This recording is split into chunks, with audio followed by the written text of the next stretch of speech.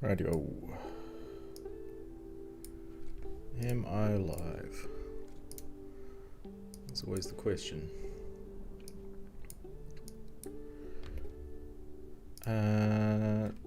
Yeah, looks like it. Hello, hello. Let me test the audio real quick.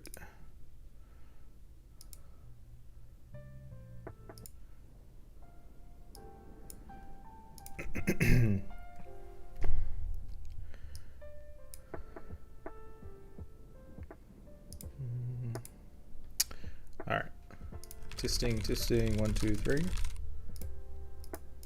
me test the audio real quick.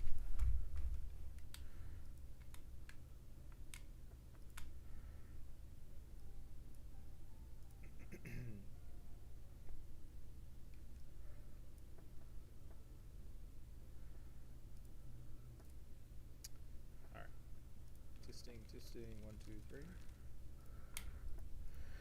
Yep. That seems fine, probably, unless anyone says otherwise.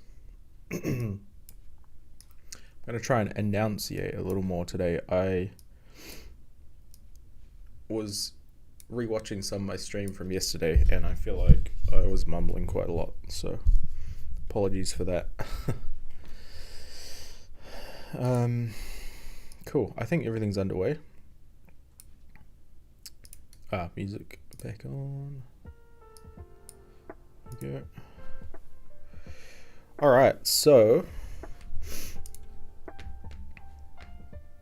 yo Z, how's it going? Welcome in. You're pretty quick off the mark today. What did I do? All right, my testing.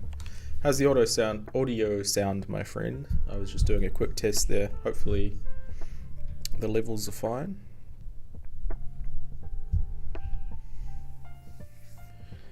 I forgot to make a cup of tea. Bugger. That's alright, I'll do it soon.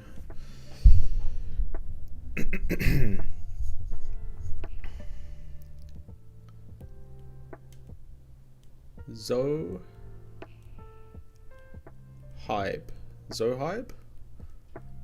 How's this? Is that right? Sorry, I struggle with names.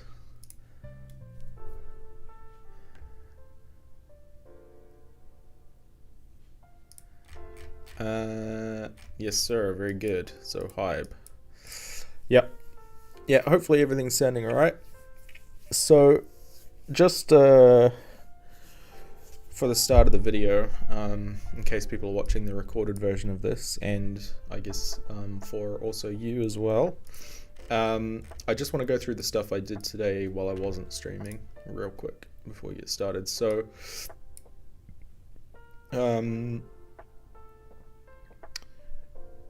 I fixed some scroll issues with the layout. So before, oh bugger, it looks like there's still a problem actually.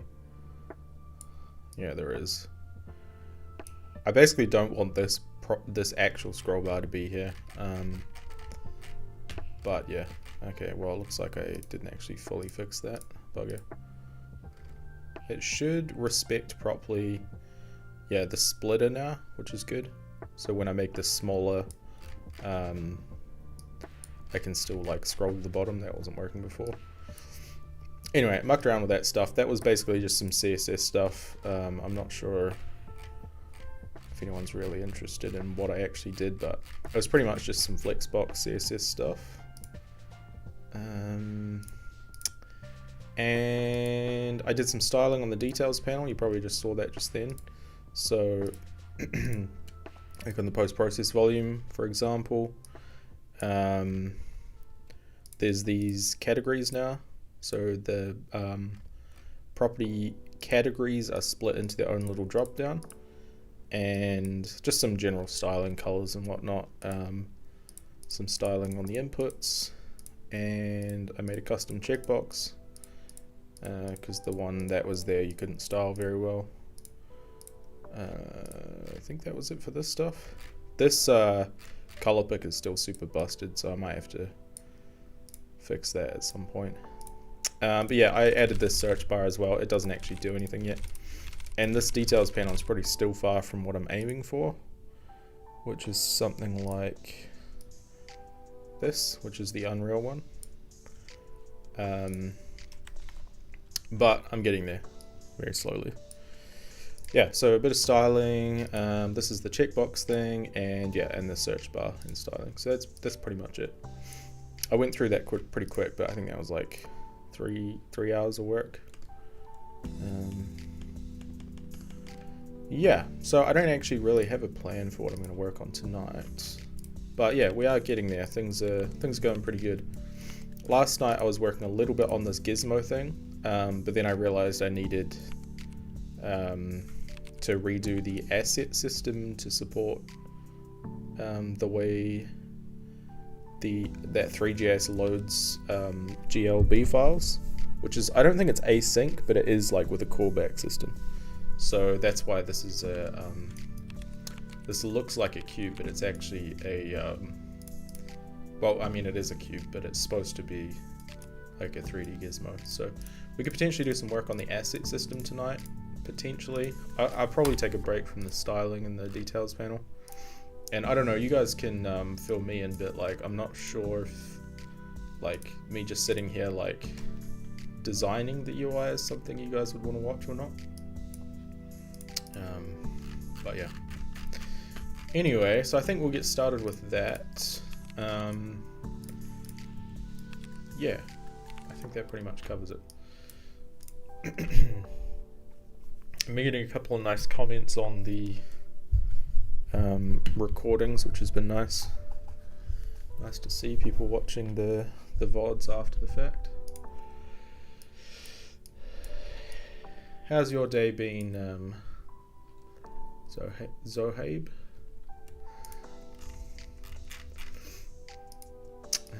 Right. I'm also probably not going to talk like as non-stop as I did last night, or at least try not to, because I don't know. This kind of distracts me a little bit if I just talk too much.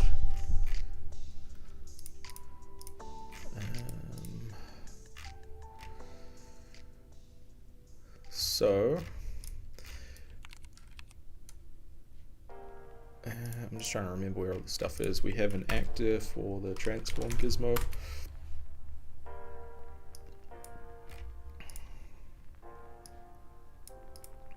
Not returning data correctly. Yep, because the static mesh is loading from a GLTF, which returns in a callback.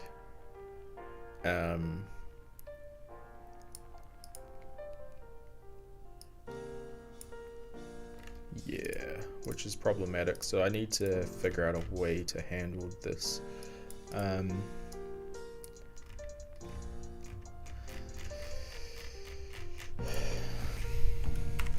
Maybe, I haven't really thought too much about this between streams, but maybe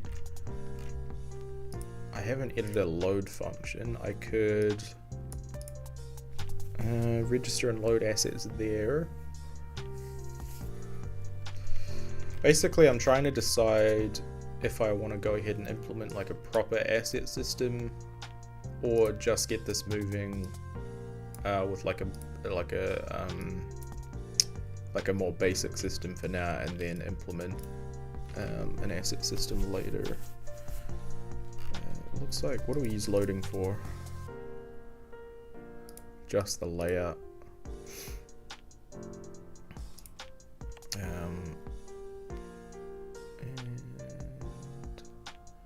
Root pane load. Get contents and slot load. I wonder why I am asyncing all this, because I don't see any reason for it. That's fine.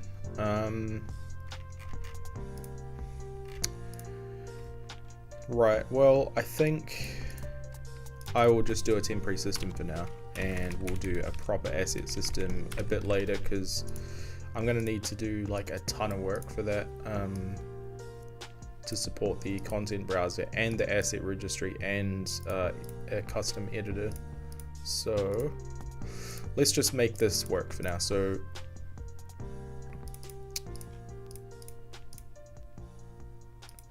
I do async here, is it fine with that? No, you can't do async constructors. That makes sense.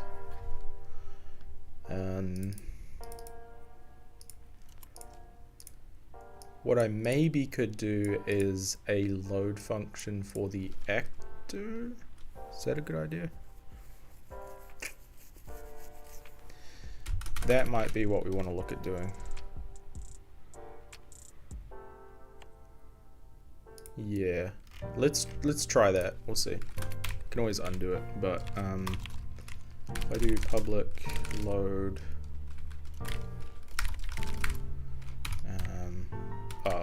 public async load, obviously, and that has to return. What's the syntax for that? I think it's promise void. Yeah.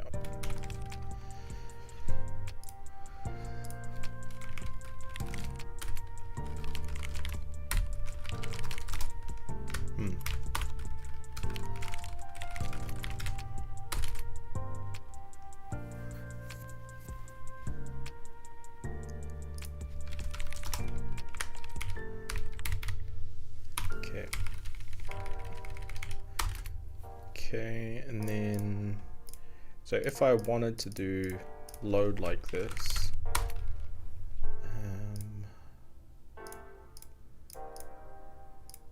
that would mean I can't spawn it instantly. Oh no, it's fine, actually I could. But I'd have to do something in here to basically wait for the load to happen. Hey random, I live in New Zealand, which is in Oceania, down by Australia.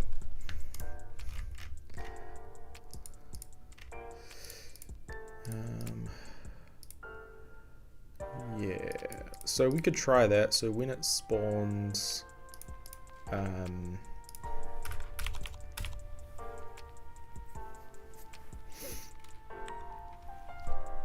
when it spawns, let's see, how's this gonna work? I mean, I guess we could just do everything.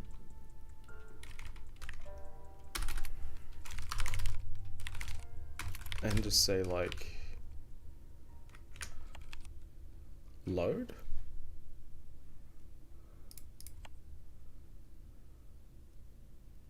Will that let this happen async or nah? I'm not sure. We can try. I need to look up the syntax for promises. Hang on.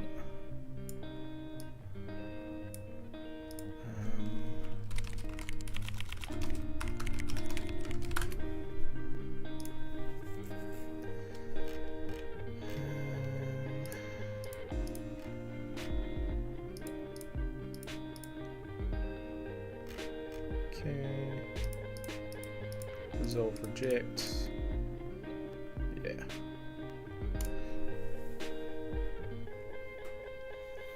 It's a cricket viewer, yeah. I think we're pretty good at cricket, aren't we? I don't watch it myself, but welcome in. Pix Apple and Random. Still don't know if you're the same person or not, but welcome to either you or you both.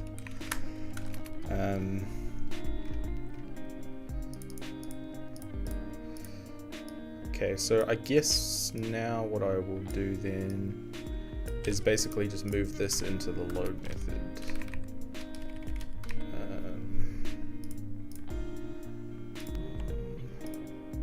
And this from GLTF is going to have to,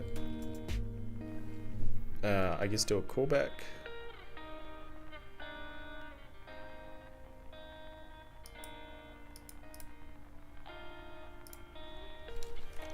Which will have static mesh, static mesh,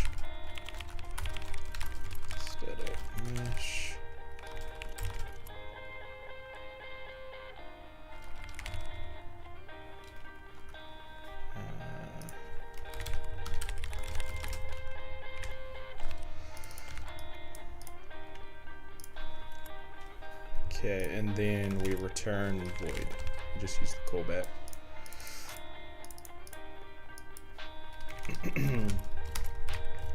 So now I should be able to, instead of returning, just go callback with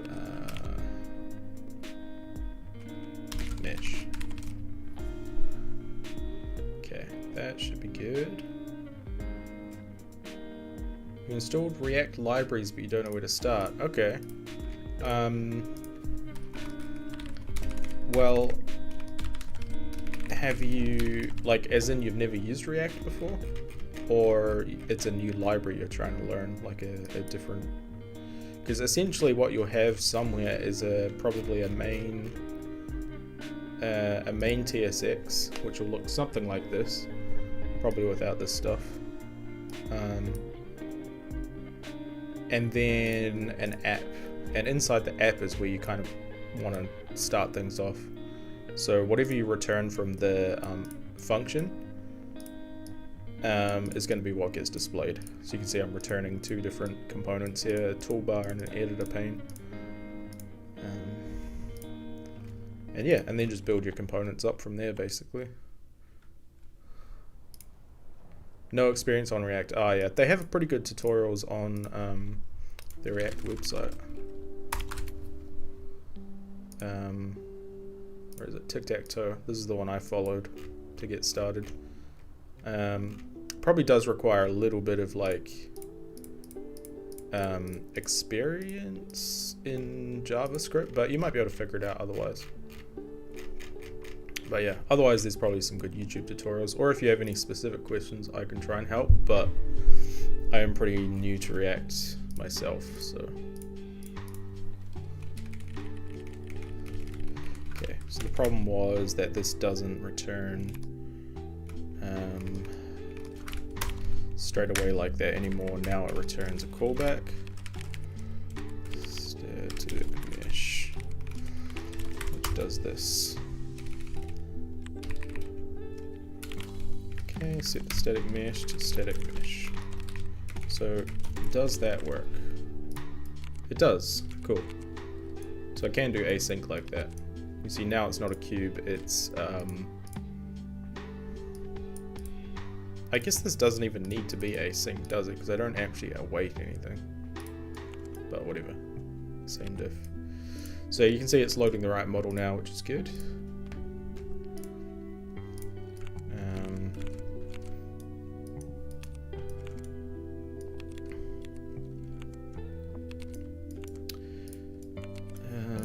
So now I basically want to... Oh wow, I can actually select that. Alright, of course. What am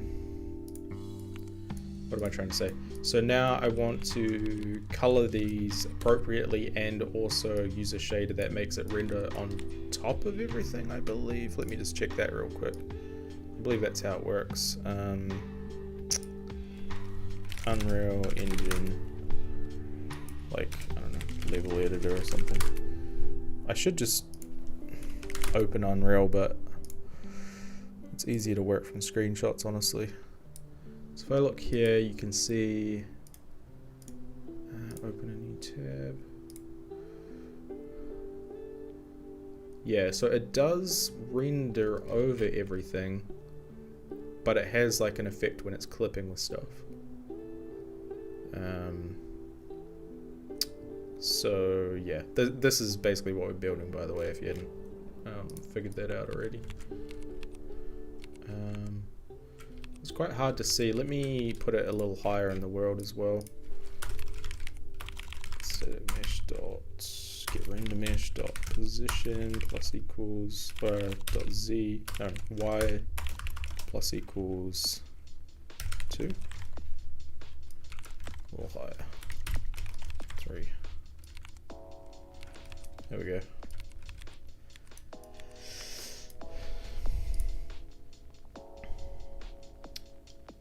I'm 16 now and I'm specialized in English and Chinese. Is it too late now to start studying informatics in college?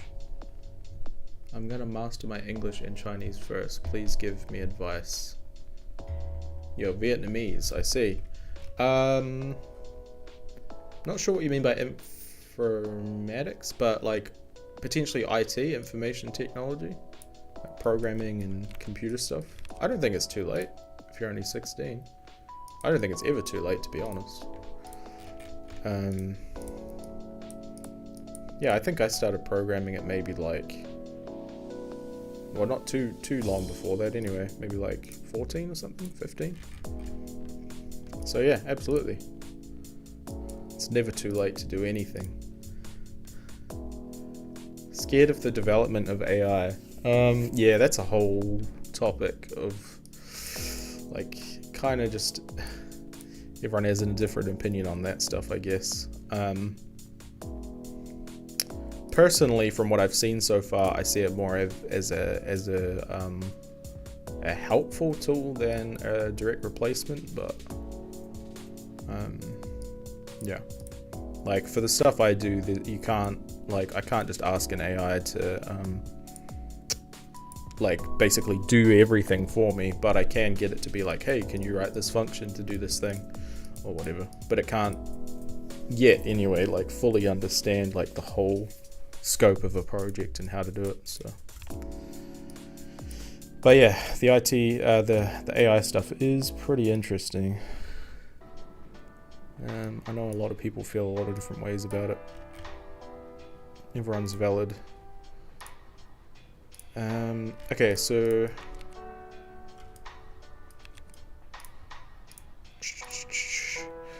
I guess if I just start making some materials, that looks like an unlit material to me. So let's try to go static mesh dot render mesh, which I should just make a variable at this point.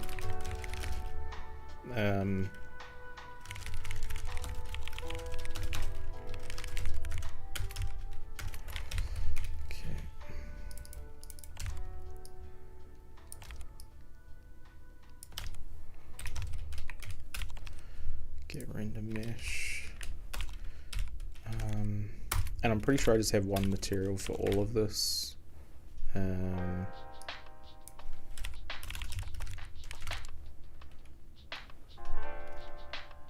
Unless I can set a material slots. Oh yeah. So I could set up some material slots potentially.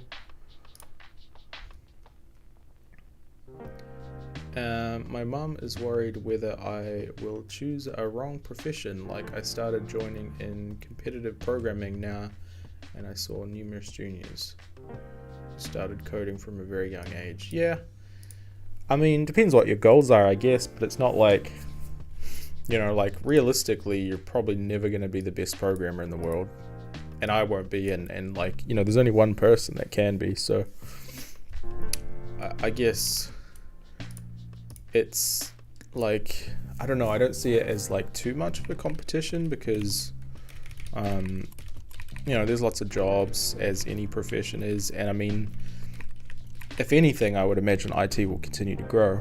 If you think about all the technologies of the last, like, I don't know, 20 years that are important to society, you know, almost all of them are backed by you know, some form of technology or programming, essentially. So yeah, I can't imagine it's going to just disappear. But obviously everyone's different, and maybe you feel differently, that's fine. Yeah, but it's like, I feel like there's always need for new software and new apps and whatever.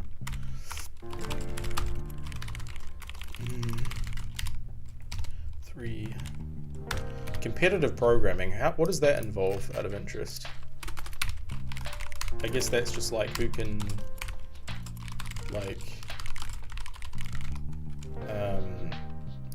like solve a programming problem the fastest or something. Is it the fastest or the best quality code, or like how does that work?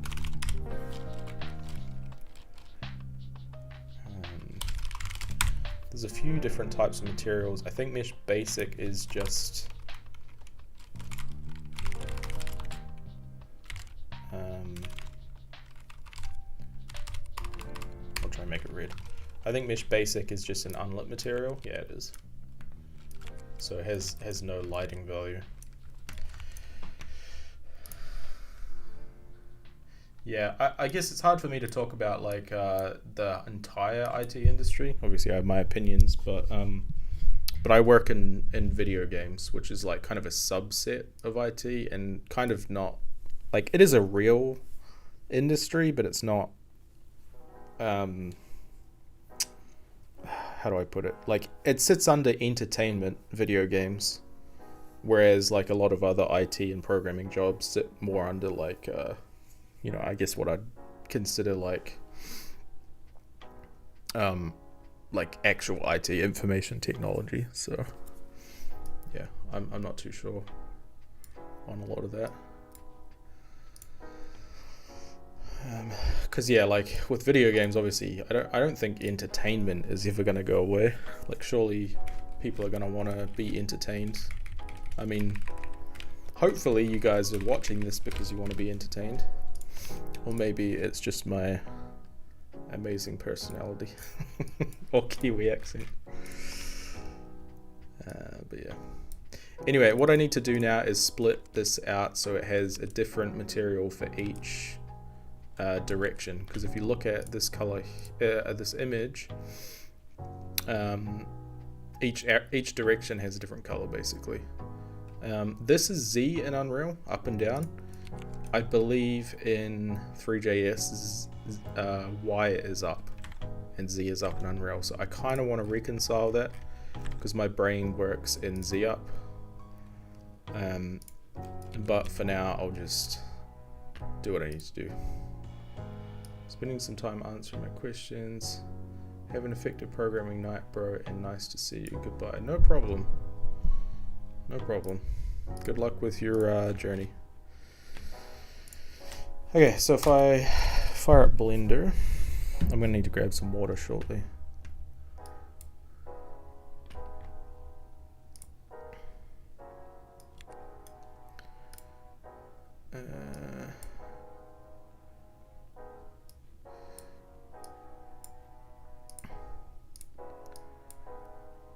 So we want, let's see, basically a different material slot for this. I guess I'll leave the center as the main one. Let's go material. This can be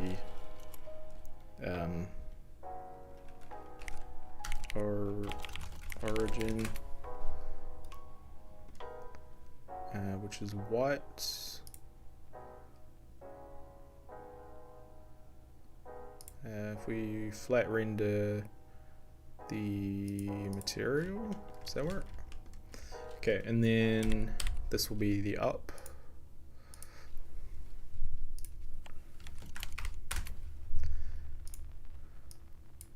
No, it doesn't. Okay. Which mode do I need to go to see colors?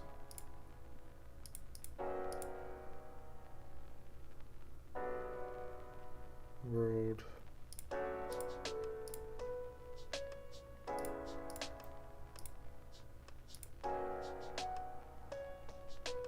What the heck? Which mode do I need to be in here?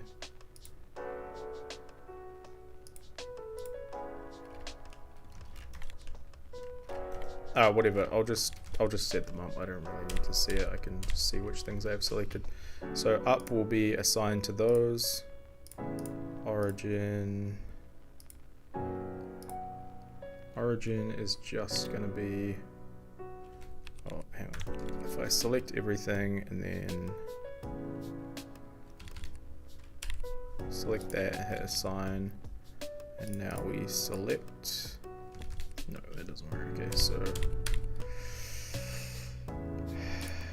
what am I gonna call this axis? Like I don't really want to give these like XYZ names just because I will change these at some point, but I'll call it axes horizontal 1 assign that, and that can be, you know, oh man, I've already screwed up the colors. This would be blue. This would be green or red, and then I guess this.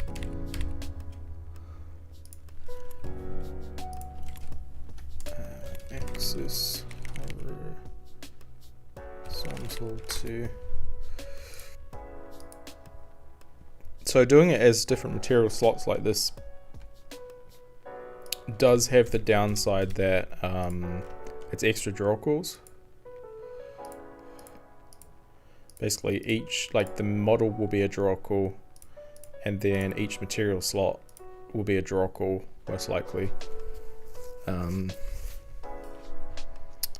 Yeah, so otherwise I could do a texture for this, but it doesn't seem necessary to do that. So if I save and export this,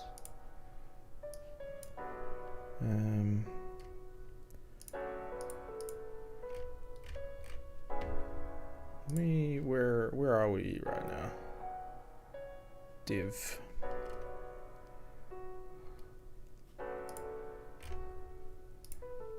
I hate, this is one of my biggest pet peeves, is messing around with like getting to the right folder to save stuff.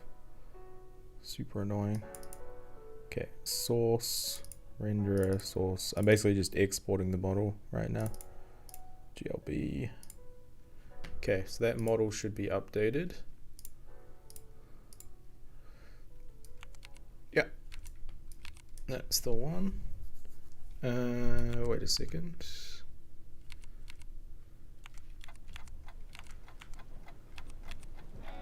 Now it's not unlit though.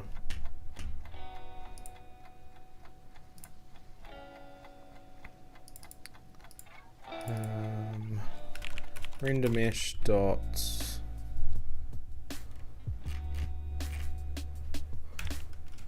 materials equals, make that an array? Was that the problem? No. Alright. 1 second, and my breakpoints aren't working. Bugger. Let me restart this. But yeah, how's everyone doing tonight? Hopefully you're nice and relaxed. I'm trying to keep these streams as sort of calm and relaxing as I can. Ooh. Okay, what do we got going on then?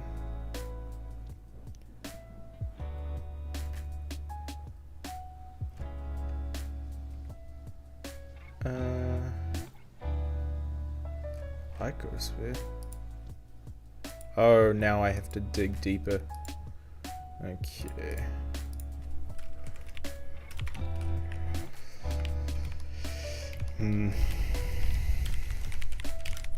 It's alright, I will abstract this away at some point. Dot material is that.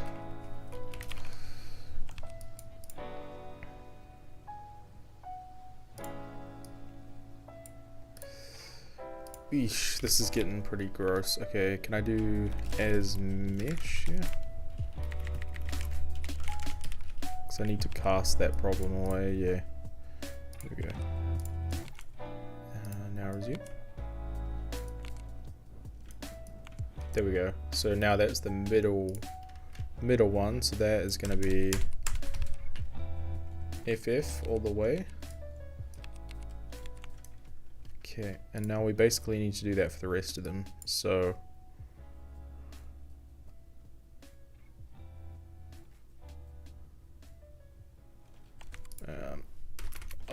do I really want to duplicate the code like that? It seems hard out.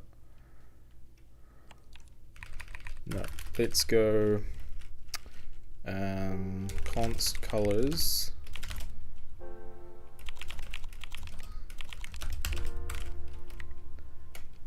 Material colors is going to be FF, and then the next one I think I did was the up one, which is I want to be blue, so that's GB, so 0000FF, and then I think so. I think green, and then red. There we go. It's probably pretty cursed to be doing this as like binary or like hex like that, but it works. So now if I go for let I equals 0, I is less than randomish. Now let's just do map colors dot length I plus plus, and now we put that in here, and now we can get map colors I, and I only have to write that code once. There we go. Unlit gizmo coming along. Let me just grab a quick drink. I'll be back in like 2-3 minutes. I'm just gonna make a cup of tea and get some water because my mouth is really dry. I'll be back.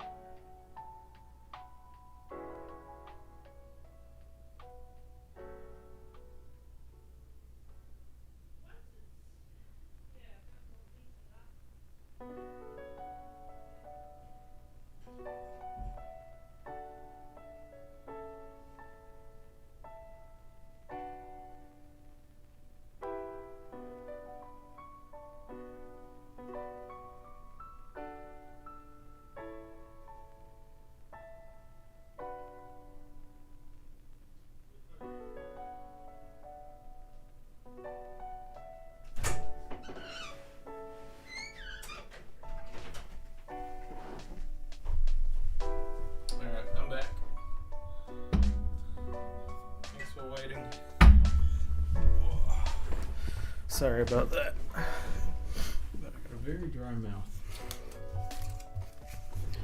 Right, let's get back to some gizmos.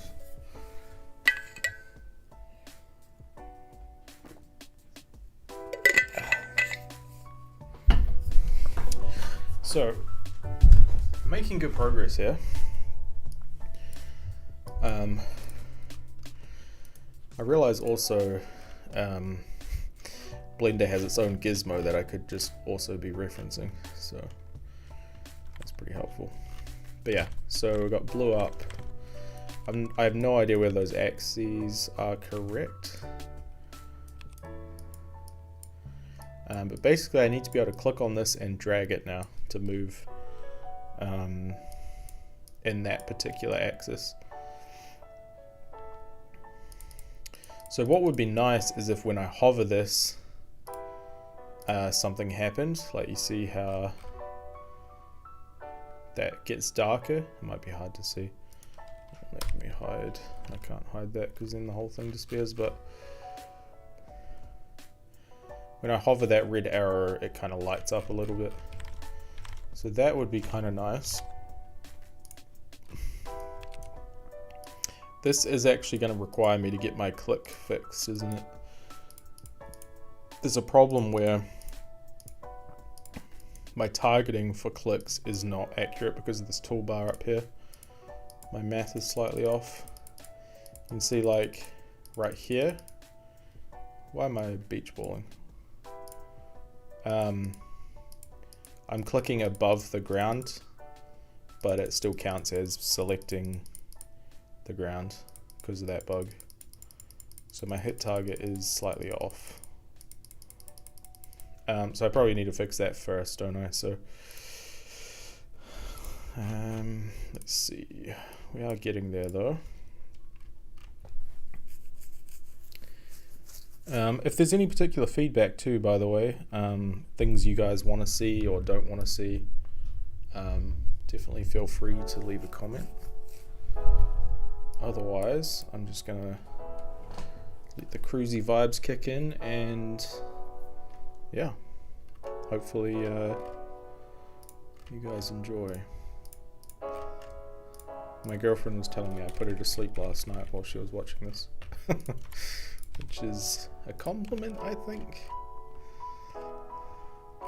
Yeah, so if we fix that hit detection, I need to first figure out where I'm doing it. I'm pretty sure it was in the viewport.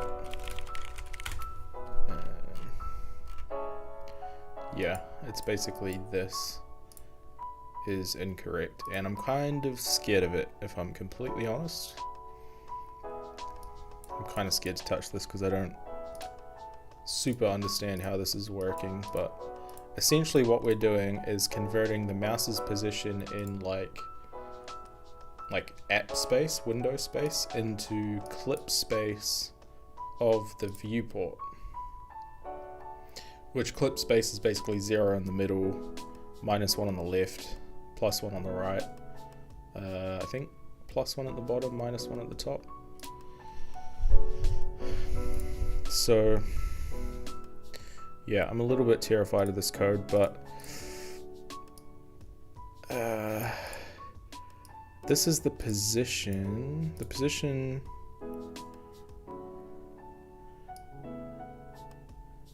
This is out of the height, so that's assuming 0 is at the top. So in theory, maybe if I plussed on the height of the toolbar. I need some more variables though. Const canvas dot. Oh, what the heck? Canvas. Oh, get out of here with that. What are you talking about? Do I not have the canvas? Oh, it wants a variable name. Viewport width canvas dot parent element dot client width, and then const view port height canvas dot parent element client height Okay, now these are the key ones. I need, let's see, I need viewport x, or like start x is parent elements client left. Yeah, and then same for right. So I could copy paste, but I like the sound of the typing. Canvas dot parent element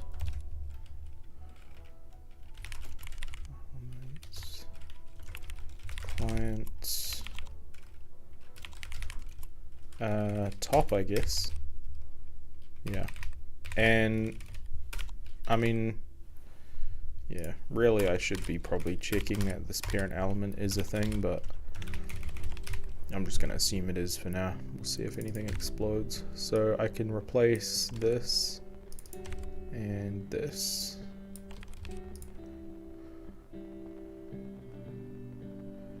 Possibly undefined. Nah, it's not. Definitely not gonna be undefined. So that should be basically the same, which it is. The clicks are still off.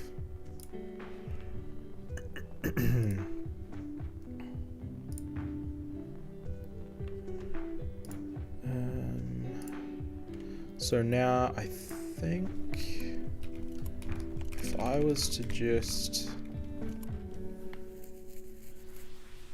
basically what we're getting here is the cursor's position in the viewport. So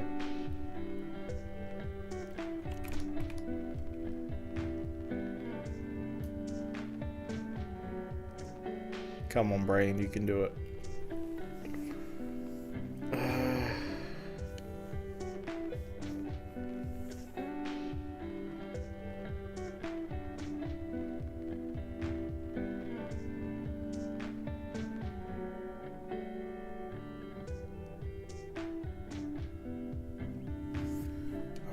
Okay, so maybe what I'll do, is there a math remap, or do I have to write one? Math.map. No. Okay. JavaScript remap value.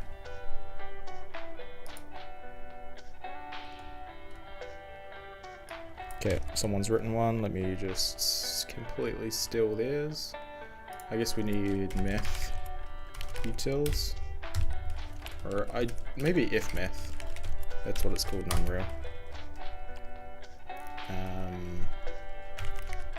Export default class if math, and that's basically just going to be a static class. So we have the function that I stole, public static map range value. This will be range in min, range out in max, and range in min, range out max. Wait, this one is out. Oh god, now I've screwed everything up. Hang on. Range out min, range out max. Okay. And now basically all of these are numbers, and I will type it.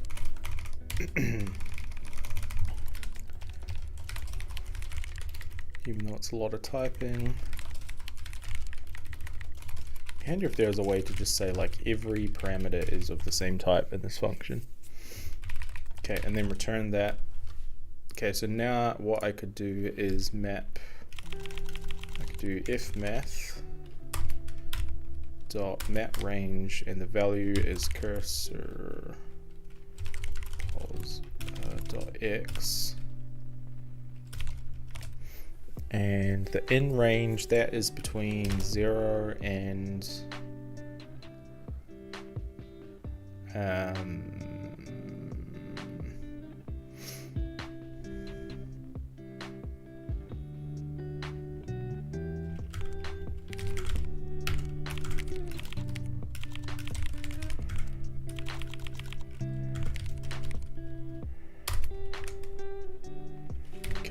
and I want that between the x position to be between viewport start x and viewport start x plus viewport width.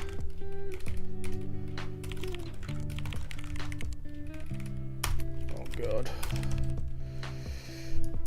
I'm not very good at math, so this might be a disaster. X viewport delta x or something. Hey Shaikh, welcome in. We're just doing some nasty math stuff at the moment, which I'm almost done with, so hopefully this works and we can just move on. Start y, and then height. How are you going? Okay, and now we just basically use the del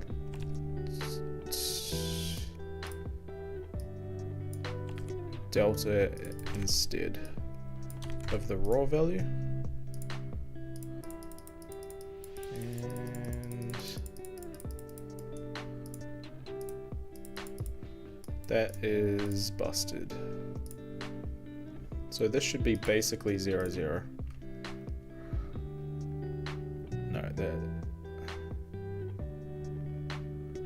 Oh yeah, no, that's fine.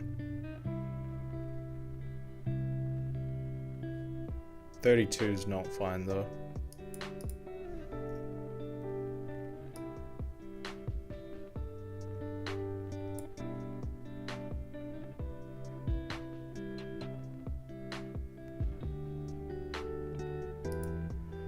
I wonder if what I want is, actually now that I'm thinking about it, const viewport delta x would be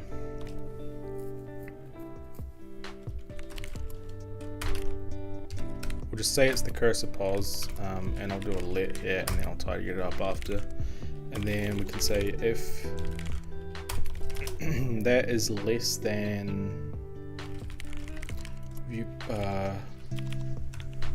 this. Yeah, like literally, can I not just clamp this actually? Well, I think I'm overthinking this quite significantly. So if I do math dot, is there even a clamp? Really? Okay. I guess, hang on. Back to our if math function, let's make another one. Public static clamp, value, min, and then we can return if value is less than min, return the min, otherwise return the value. But instead of the value, if value is greater than max, return the max, otherwise the value. There we go. That's kind of cursed to write it like that, but I think it'll work. Famous last words though. If math clamp cursor pos between viewport start x and viewport width. And then y is the same. Well, not the same, but basically the same.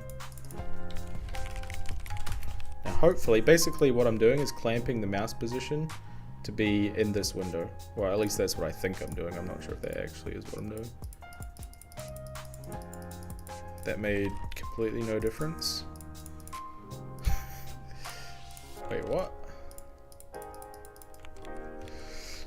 So I'm spamming click, and I'm still hitting above where I should be.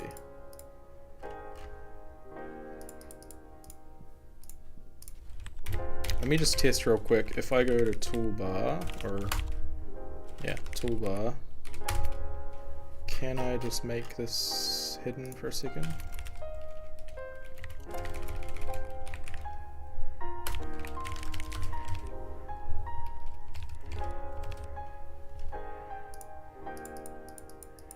Yeah, so without that toolbar, it's completely accurate. So the problem is what I think it is, I just haven't fixed it correctly. So potentially my clamp functions aren't working, I guess. And also my breakpoints aren't working.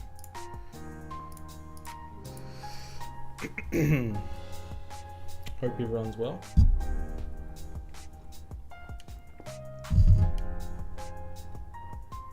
I have a lovely peppermint tea tonight.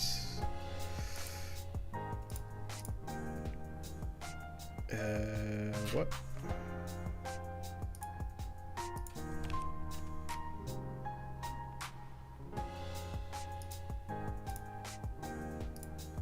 What's wrong with the toolbar? Let's just revert it.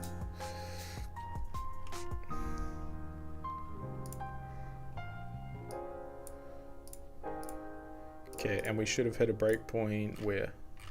No, what the heck? These breakpoints aren't.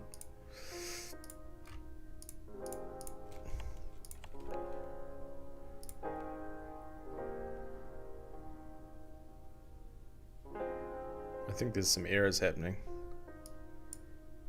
Because I can't get into the app now either. Oh no, I can. And there is no errors. Okay, we're good. Not sure why my breakpoints aren't working then. File log, viewport.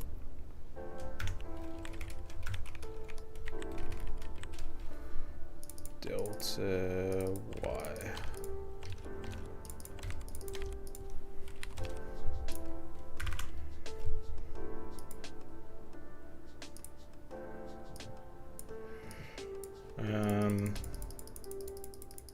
So as I get closer to the top of this bar, it should become 0 right here, and it's not. Okay, so what I think maybe is happening then is I either screwed up the clamp or the start Y position is not what I thought it was.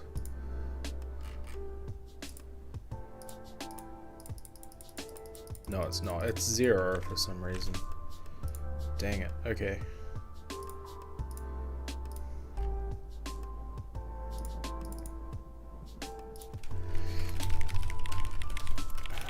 Log canvas dot parents elements. Let's just have a look at what the data is then.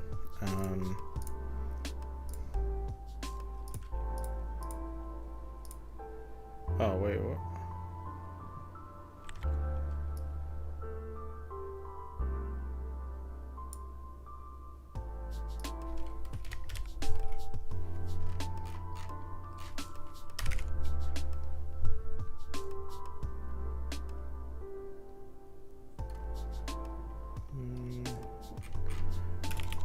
Position?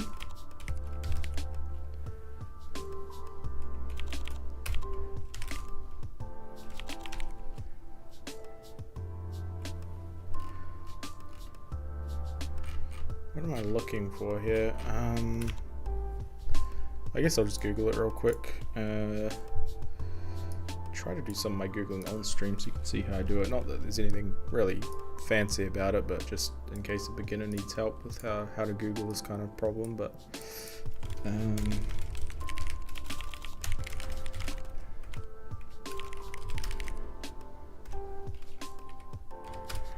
position relative to window sounds good.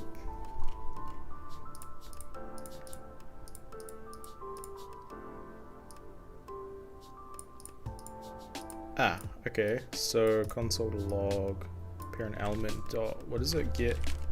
Bounding something something.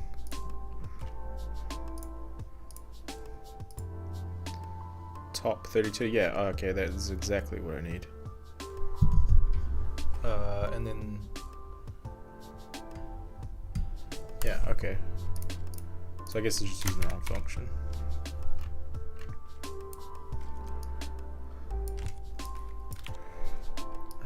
So left will be X and top will be Y. And I need to force these to be not yelled at about. Okay. Okay, it's still off. What the? Alright. Viewport start Y is getting logged. Okay. Viewport delta Y, let's see what that is. Should be 0 when I reach the top. No, it's not.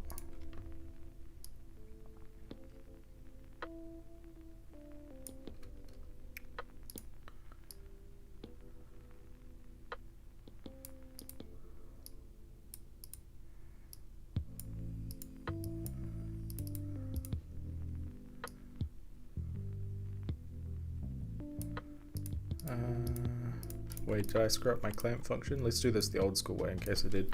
So if value is less than min, turn min. If value is greater than max, turn max, turn value. I should probably just write it like that because it's actually clearer to read anyway. But no, that is not the problem. It's still returning the wrong value.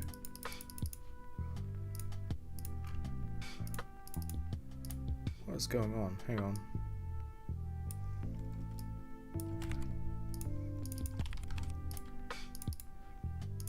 Cursor position is basically the same number.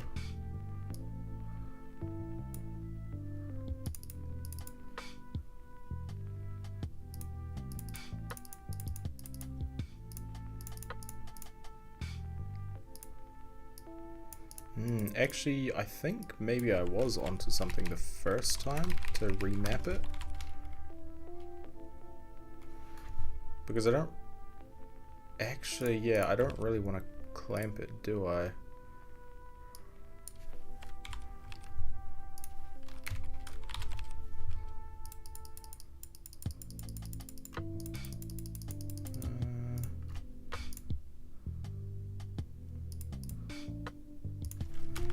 Console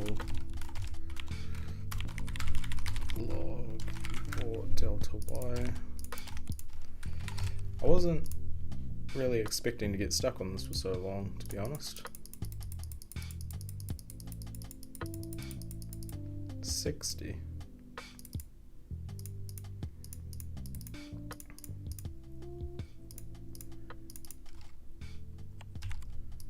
Oh, right, because it's gonna be, yeah, between that and that, and I want it to be between 0 and this. So now it should be 0 at the top. Yeah. And whatever at the bottom. Okay. That is good.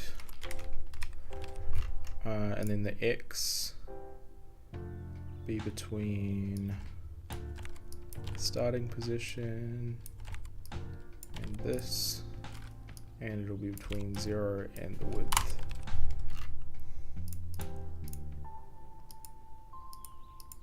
Okay, there we go, I fixed it finally. Holy moly.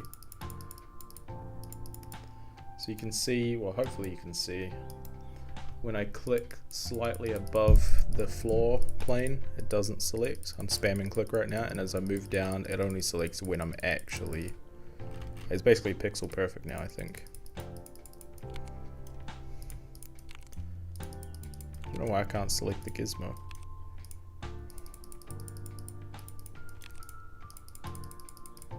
Yeah. Now we're good on the selection now, I think. I wonder what I'm selecting if not the gizmo. Cool. I should probably commit that. Fixed selection math, I guess. And the reason I needed to fix that first, basically, is because I need to be able to tell when I'm actually clicking on like one of these arrows, like exactly. So now that we have that, I wonder if those will be handy values to keep actually.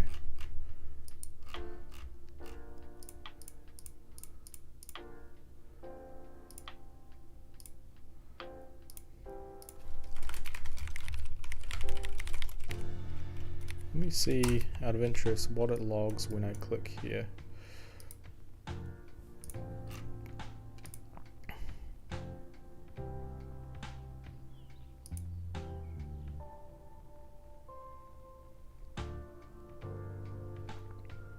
Oh yeah, it is selecting it, it's just not actually selecting the active for some reason. Oh, I know why. Let me fix it real quick. So in the static mesh function, usually when we create a static mesh, which is this from box method. Wait.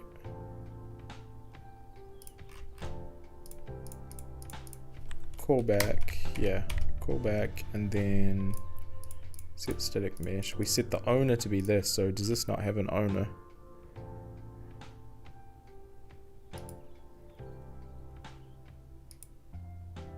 No.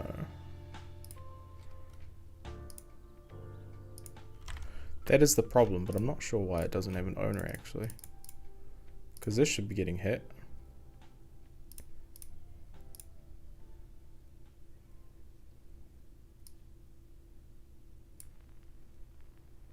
Does anyone know why my breakpoints are not?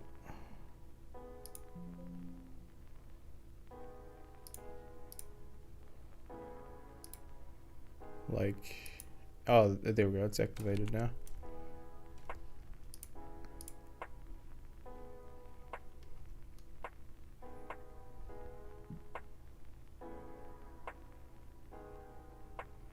Okay, what mesh is this?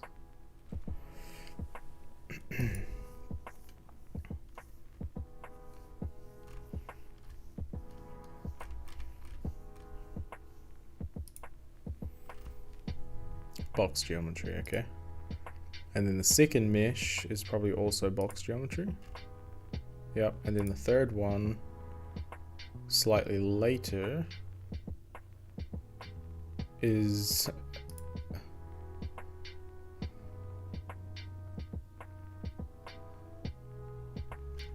undefined.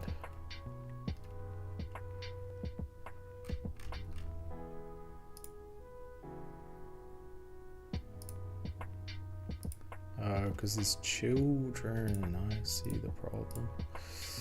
Okay, so, oh man, okay, so we can't just, so this dot static mesh dot render mesh,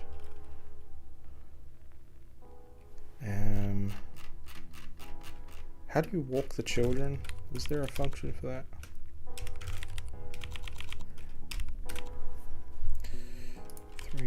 Just walk children.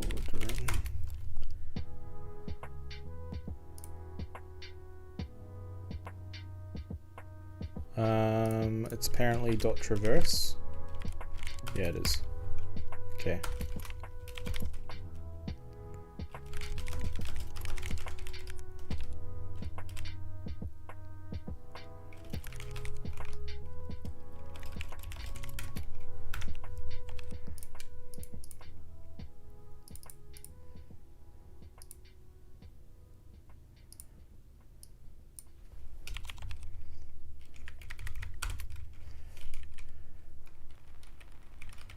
Okay, and then the sub-meshes also need this stuff set. So in case it wasn't clear, actually, I should explain this. 1 second. It's because this is technically split into 3 children.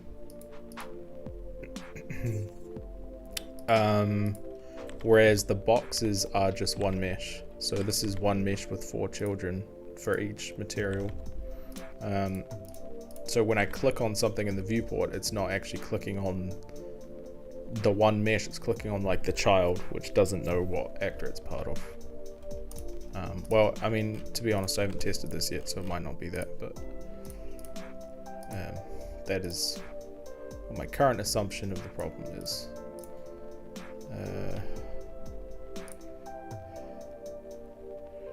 Where's the engine? Here we go.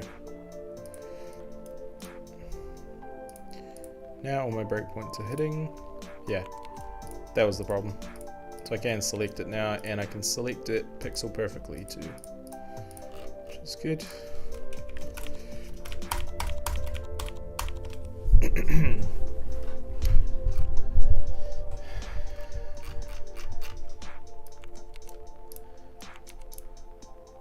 So somehow now we need to determine a good way to have me be able to basically click and drag on this.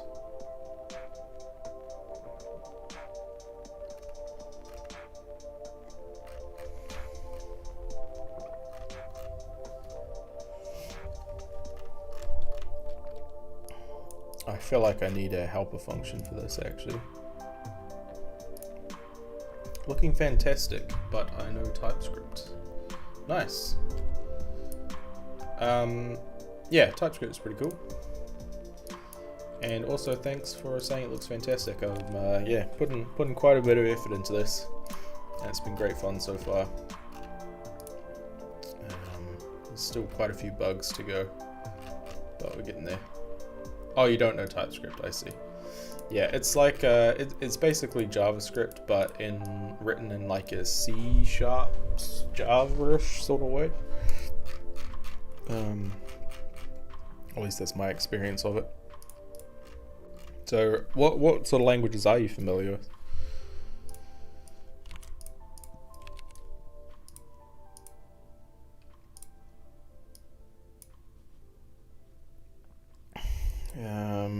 Okay. Yeah, so I need to basically detect drag on that, and that's what I was going to do is where are we at? Basically make a raycasting thing.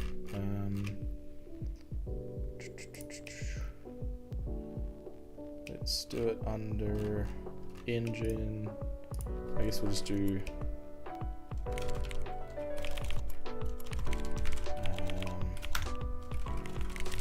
world.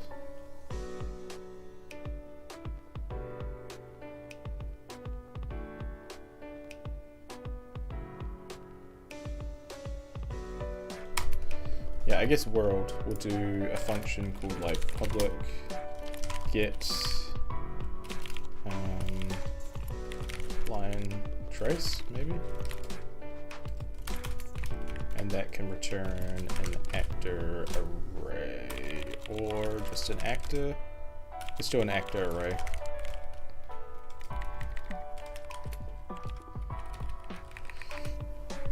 I'm trying Python, but it's a bad idea for a job, I think. I'll try JavaScript. Yeah, I'm not too sure on what the job opportunities with Python are. I know it's used a lot for AI and machine learning, which I know is also popular right now. So, but JavaScript is pretty good for web stuff.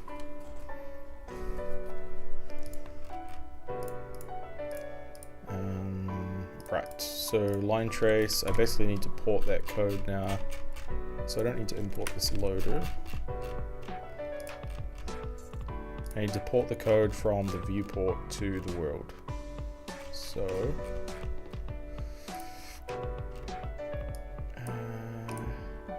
pretty much up to this point is going to be its own thing as well, but at this point down,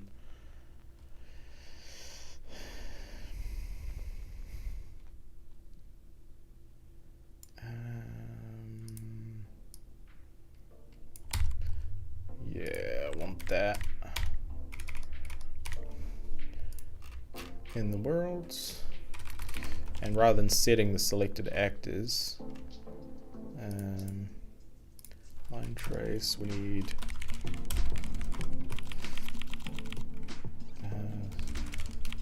viewport pos, and that will be 3.vec2.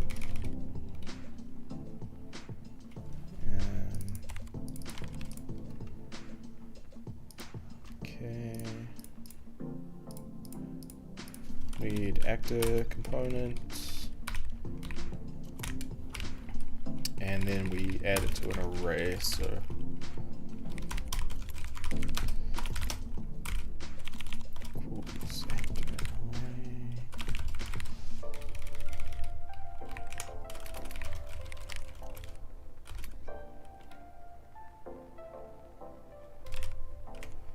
and we'll push the hit actor into the array, and then we don't need to really select anything, and then right at the end we just return the hit actors, which could be empty, but that's fine. I'm also not sure if I need to keep creating new raycasters like that, probably not. So now this code becomes, oh, now please tell me this has access to the world. I guess I can do window.editor.world, which works for now.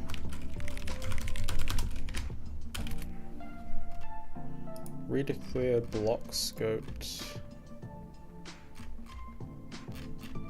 What does that mean? Oh, I already have the world.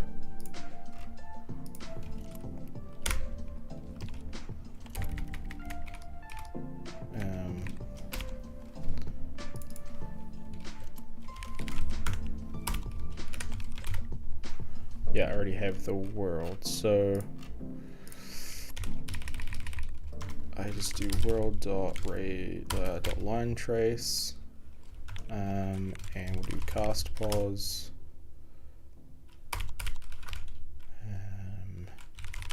hit actors, and then all we need to do is we can delete all of this code and replace it with this.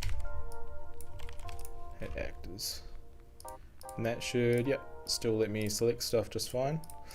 So the reason I did that is basically because line tracing makes more sense in the world. Like we're basically casting an array into the world from my view and seeing what it hits. So it doesn't make sense for that to be in the viewport, because in theory I could line trace without actually even having a viewport. Like the world would still exist even if I can't see it. Like I could raycast off screen, for example, which is going to help me shortly when I do clicking on here and dragging. The next thing I need though is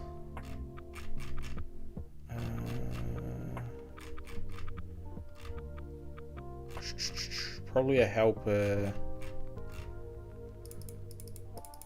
Like, what has access to the canvas?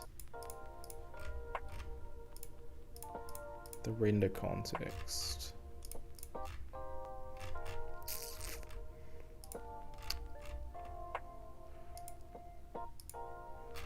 I guess I could just make an editor function for it. Like public get mouse get mouse position in viewport,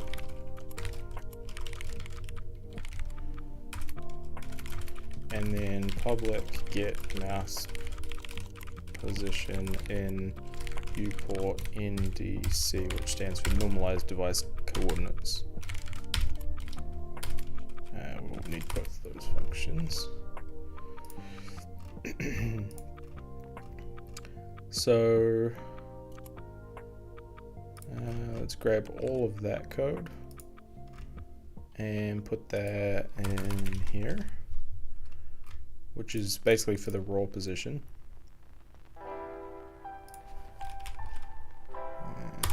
guess it's fine that that needs input. We need to know what canvas we're dealing with. Do I have that anywhere else in here?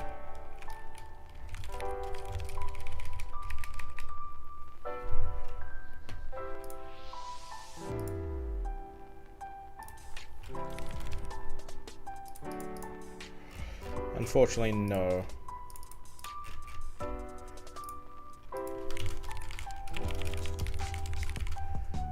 I do grab the window render context though, so that will work.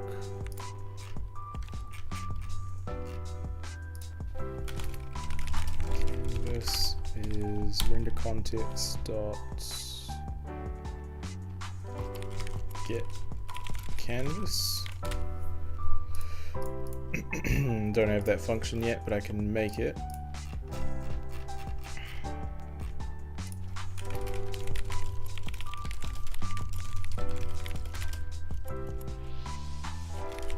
Not sure what it'll return, but I can do this dot renderer dot DOM element.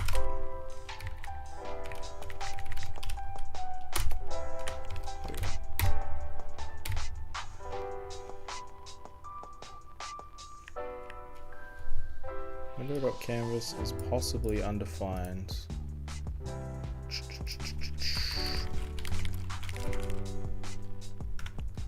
I guess if the render context hasn't started yet, well, in that case, we'll just return nothing. Return u3.vector2. Let's return 0, 0. Okay.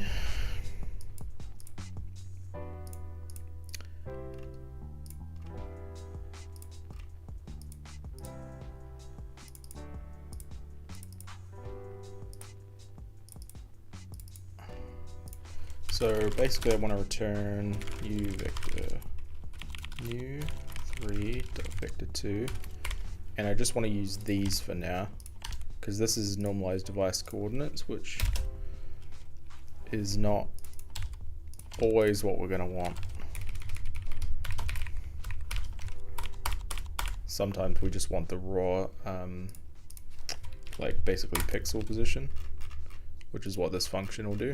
So the get mouse position and viewport basically will do what we're doing now. So like, rather than the mouse position by default being, actually that's a really good point. Why don't I just make this do it?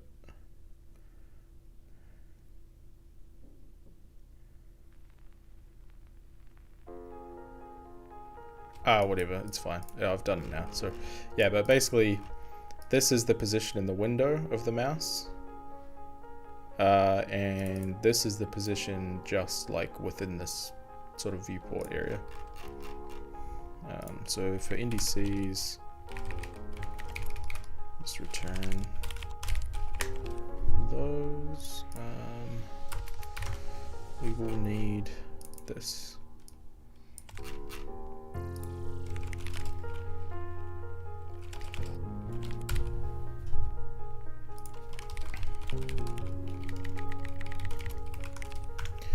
Okay.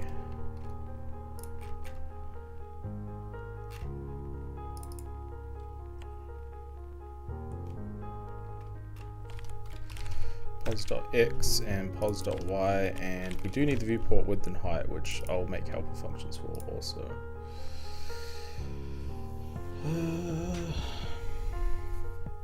Where is it run? Is it Electron? Because it's not a web browser, I believe. Yeah. You're right, it is Electron. At the moment is what I'm using. Normal Electron app. I had a look around for other alternatives from Electron, but I couldn't find any that super suited me very well. There's a nice one for Rust. And then there was NW.js, which looked kind of cool, but yeah, just stuck with Electron. So ideally, I guess I want a helper function for these.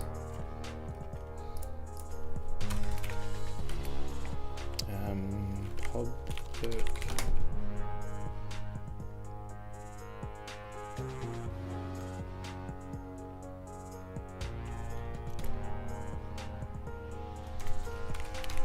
I don't know if this should be in here really.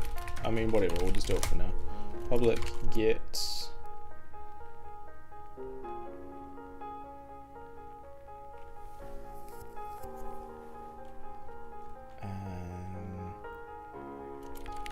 viewport bounds, and let's make a new file called bounds, rec bounds maybe.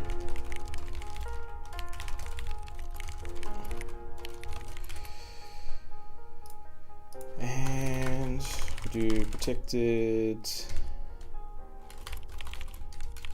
X, Y, width and height. And we'll probably need a constructor for it. And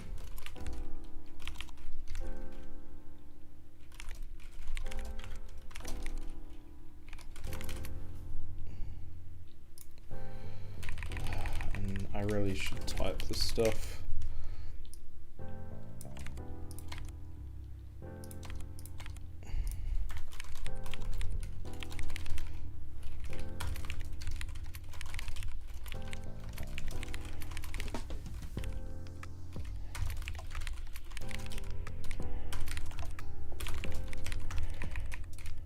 Okay, and then some getters as well. Using React, yeah, React's for all of the UI stuff I'm doing so far is all React. Yeah, so like, and I'm pretty new to React, so I might be doing things wrong, but this is what I kind of have. So yeah, like the toolbars, this thing at the top, and then the editor pane is kind of a really well, not really complicated, but a reasonably complicated system of dynamically generating the window layout, like this, where I can like save and everything. So it's kind of gets pretty confusing from there. But essentially that loads from, I believe, the editor. Yeah. No. Yeah, we register. Wait, we register these editor panels. Where do we set that up again? Somewhere.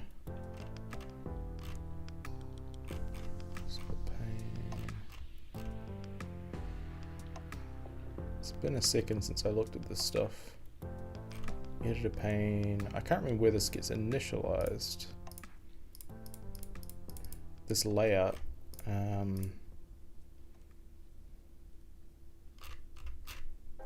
Was it in the app and I just missed it?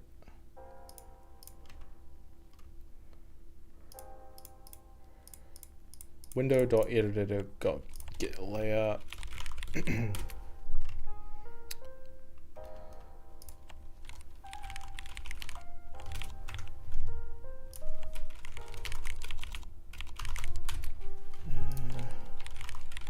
Get layout. This dot layout. God damn, where did I put this stuff? Reset layout. It's in here. There we go. Jeez. That was a wild goose chase. But yeah, basically it gets generated from this data structure. So we start with like a base layout and then basically do a bunch of splits. Anyway, that was totally not your question, but yeah. Okay, so what was I working on? I was working on viewport bounds, and I had just made a type get size.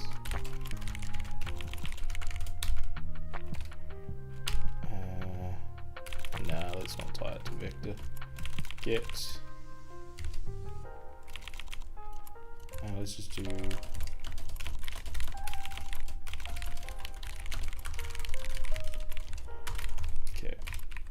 x, y, and then width and height.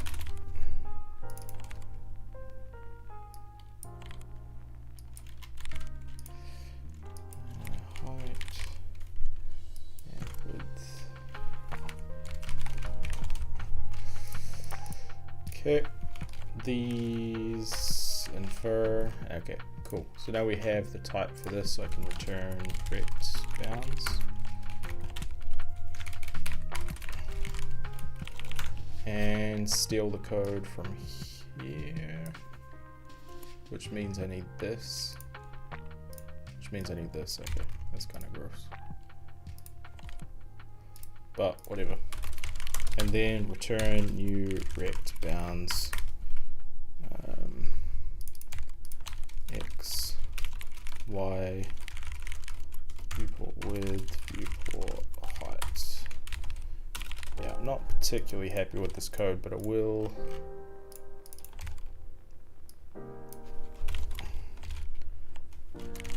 help, and I can improve it later. Can I overload constructors in Typescript? I've never checked. No. Dang it. Okay.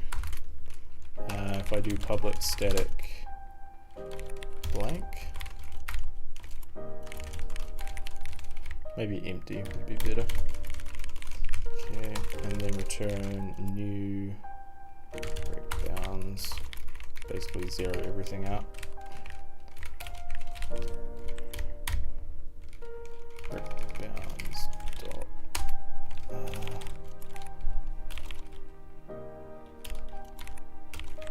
what the heck is going on? Oh, it's empty. Rect bounds dot empty.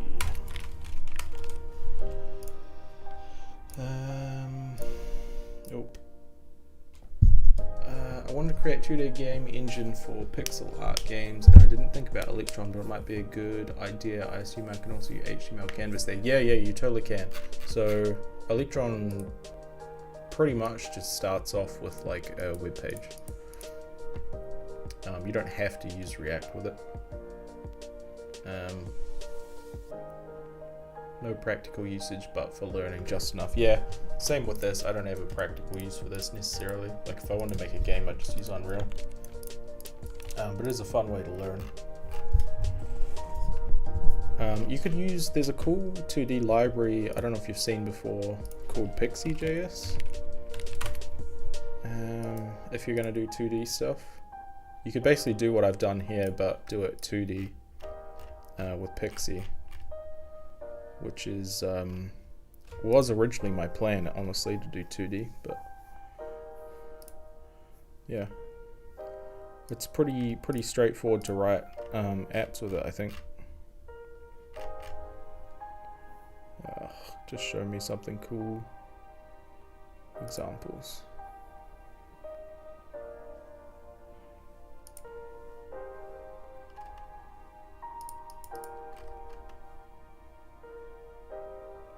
Geez, that's pretty fancy. I still might do this for 2D particles, honestly. But anyway, yeah, no, Canvas works just fine too, if you want to do that. Anyway, I better fix this because I've broken everything. So I need the bounds for the NDC check.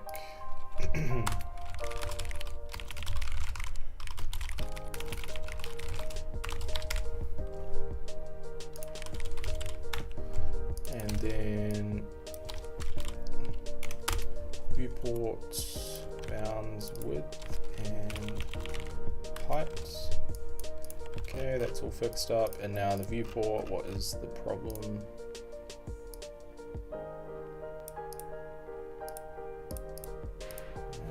We're going to cast balls. That's just the NDC world.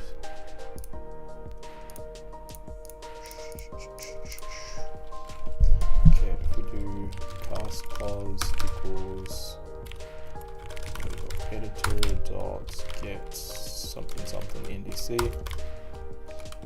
That now we should be back in business. Indeed we are. Cool. So I basically converted that code to this, which is a bunch of helper functions. I could do one more helper function which kind of does all of this, which is like get hit results under cursor, which I might do, but I want to write everything from scratch since Pixie seems a little high level, and I just don't want to write wrappers over libraries, but it might be a good point to start. We'll consider. Thanks. Yeah, fair enough. Yeah, if you want to do it from scratch, that's totally cool too.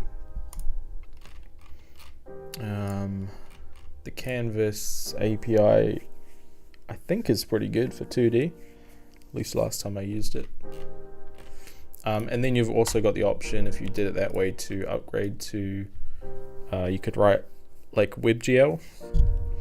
You could write a WebGL like 2D batch renderer if you wanted to like upgrade from just Canvas at some point. But yeah, no, that's cool. That sounds like a fun project. So this is essentially like editor actor selection. This whole chunk right here. Right click, what does that do? Oh, that's so I can fly around and everything.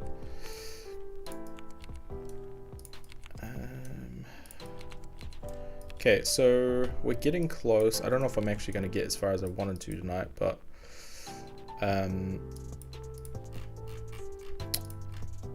let me commit.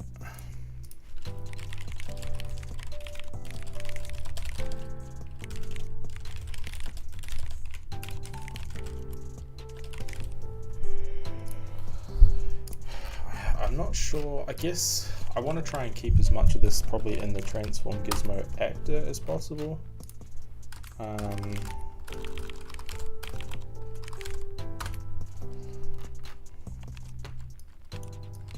So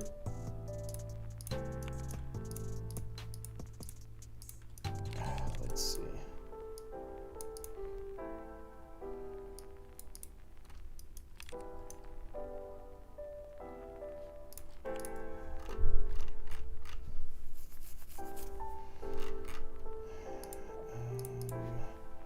I probably want something like public allow editor selection,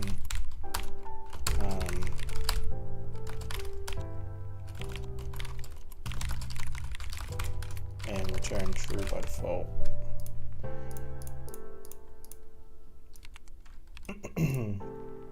And then in the transform gizmo, I can override that and disable selection, because I don't really actually want to select the gizmo. I want to,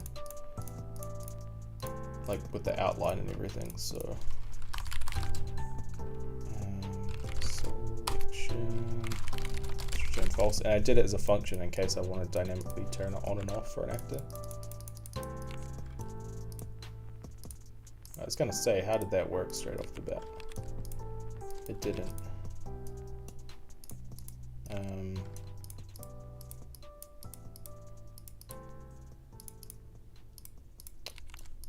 I'm not actually sure what is going on there.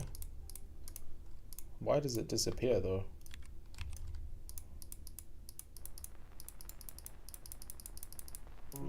Okay, there's a problem if I spam click on stuff, it disappears apparently. Maybe just the gizmo. So the selecting thing, if we go back to the editor,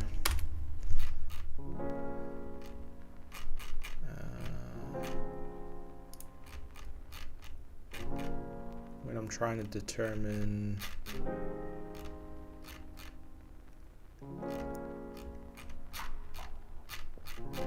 it's in the viewport, isn't it? Line trace.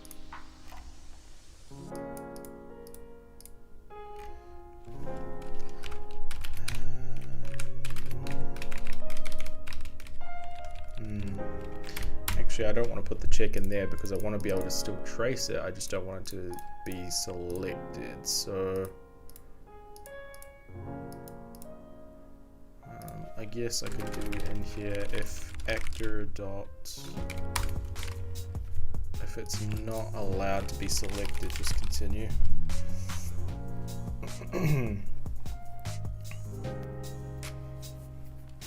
What? I can't continue?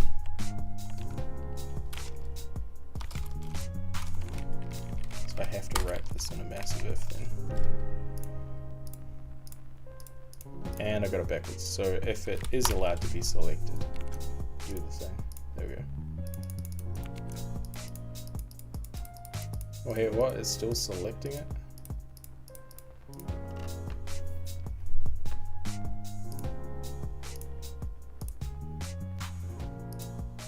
But it's just not rendering the selection.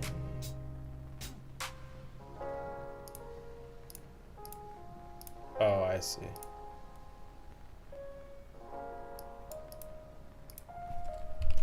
I see. Okay, so in that case, I need to... I'm basically only removing it from the rendering part. I need to actually remove it up here. So this dot...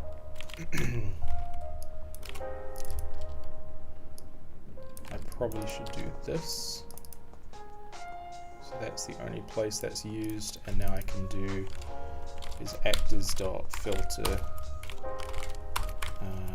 And then actor and the filter function will be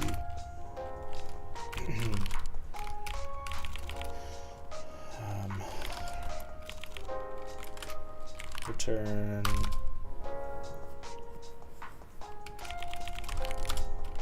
actor dots is allowed. It can stay in that array. There we go.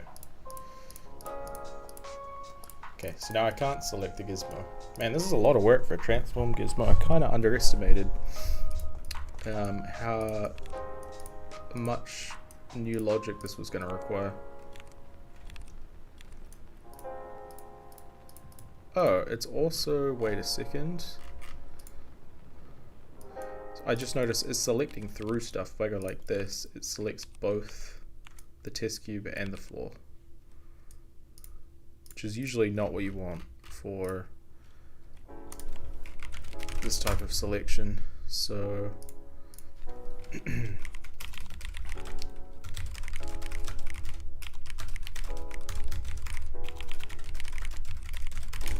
selection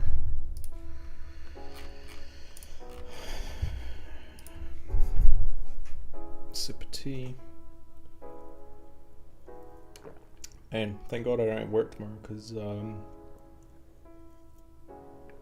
staying up pretty late coding tonight.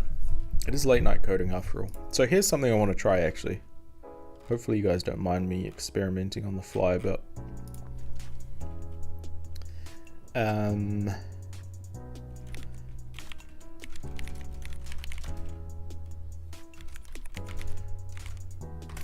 going to try some different background music. If you hate it, let me know and I'll switch it off, no problem. But I want to try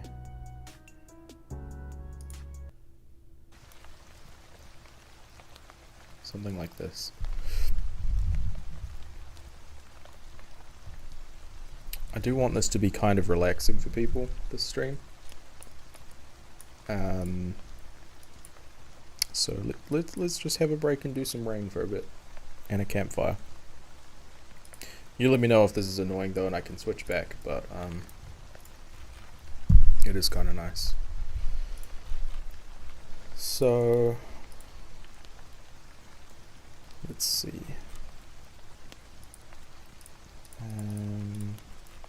What was that bug I just found? You can select through stuff. So the editor, no, where is it? World, line trace function. I either need a different function, which I guess I will do, or I could pass in parameter through here, but I'll do a new function called multi-line trace.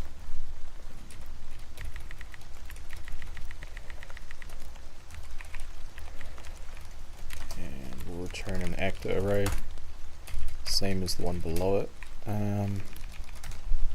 Line trace single. Okay, and so what we've got here is actually a multi-line trace, which is basically it could go through stuff. Single line trace is going to return multi-line trace.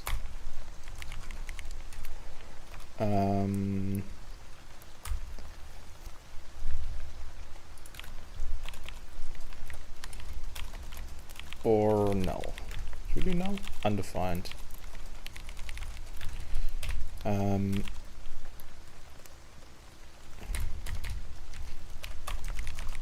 Hit actors.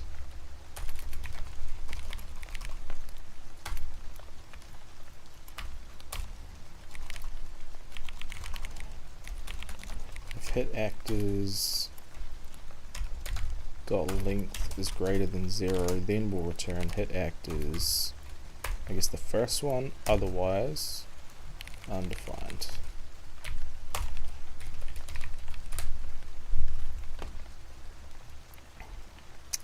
Okay, and now our editor layouts, not layout, what the hell, viewport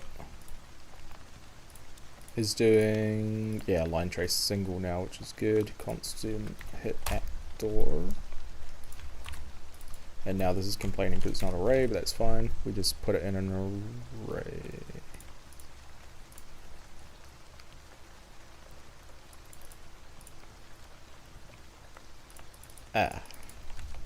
Okay, so hit actor,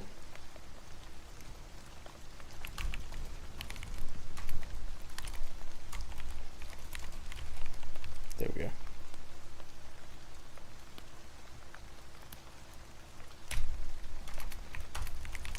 Let's do it like this. Actors to select.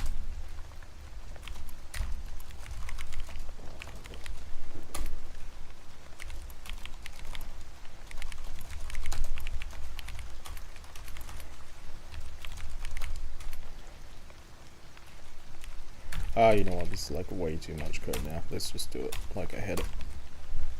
That's not too bad. Okay, so now if I go above and select this cube, it only selects the cube. And I select the ground, over the ground. Let's go underneath. Is also fine. And yeah. What if I select...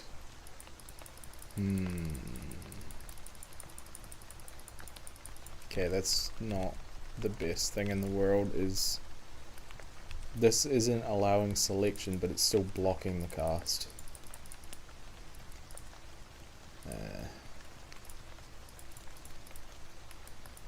Yeah, so I probably would want to multi-trace here and then filter out the ones that can't be selected prematurely. But anyway, getting there. Is everything still working here? Yep. Light color.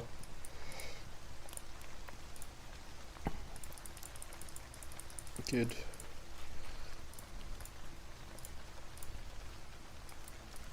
Alright.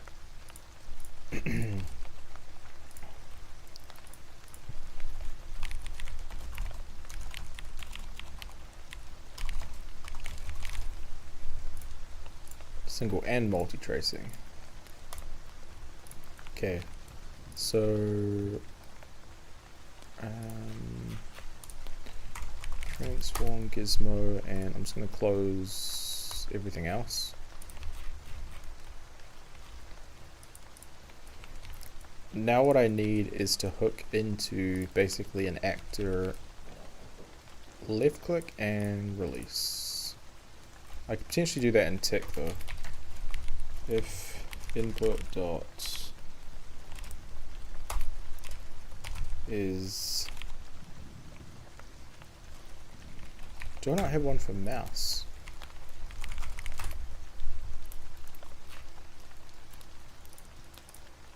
No, I don't.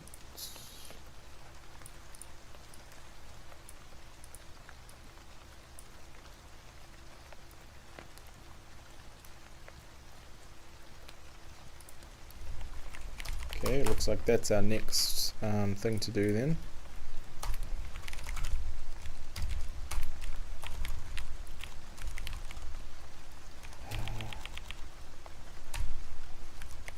Mouse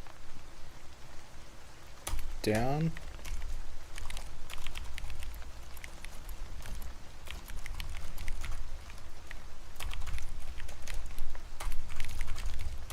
And mouse up.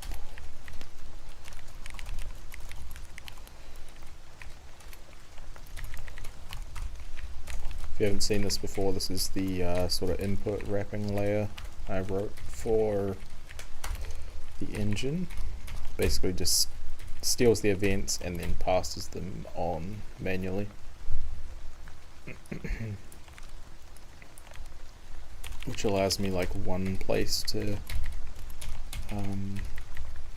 basically so things aren't fighting over input essentially.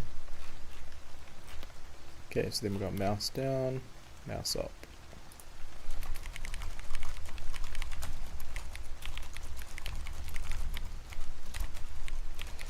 Yeah, I'm not sure what the type is.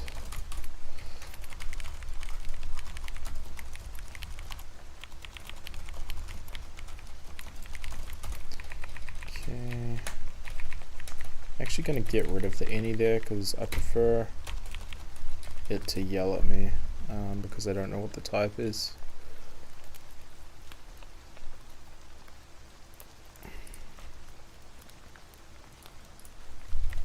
Okay, so let's console log that.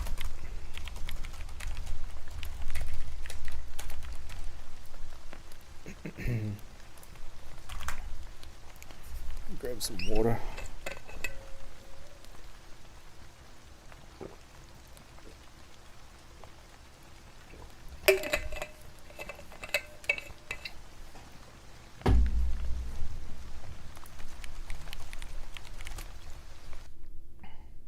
Also going to change the ambience. I'm not super in love with that one.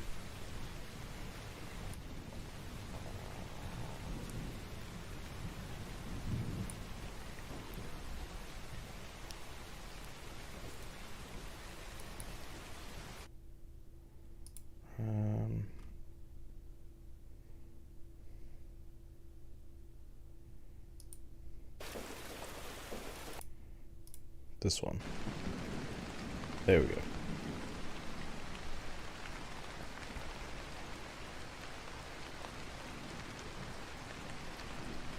So if I left click,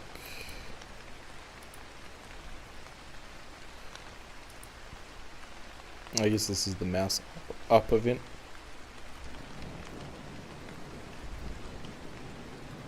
Button 0. Yeah. Okay. So I guess I need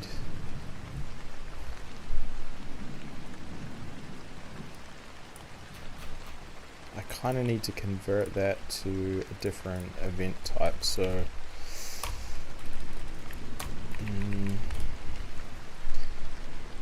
const button e dot button. Sure it was. Yeah.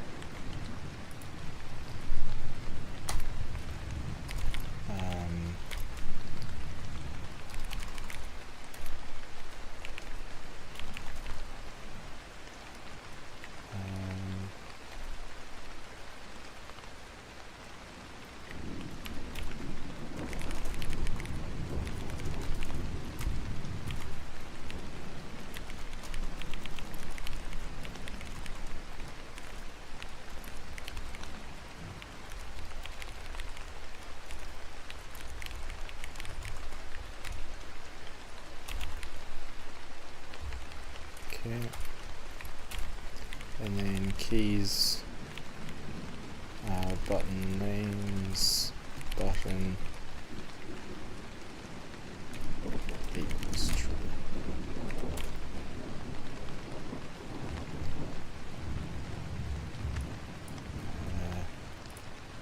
I don't really want that to be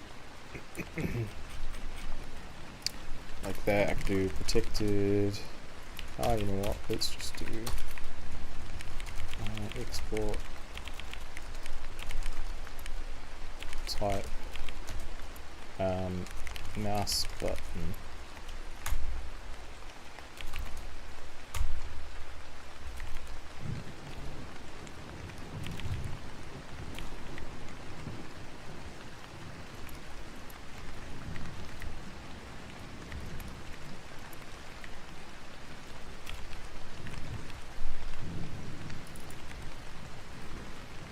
And then we do protected static mouse buttons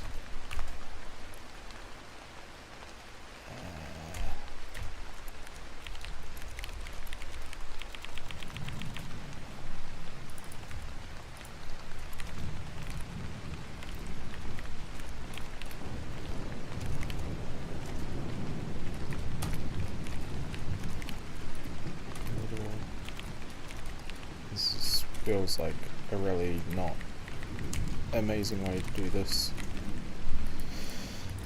But never mind. It means I don't have to define this twice now.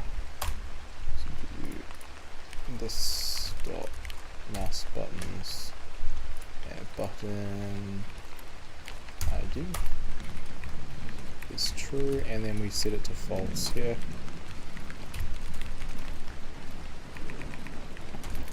Console.log keys. Okay, what other prints we got going on? Nothing major. Okay, so cannot read properties undefined reading 0.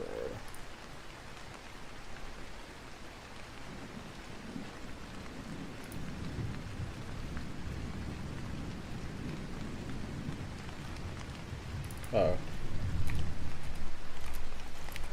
Input. Okay. Yeah, it's static. I can't. I have to access it like this.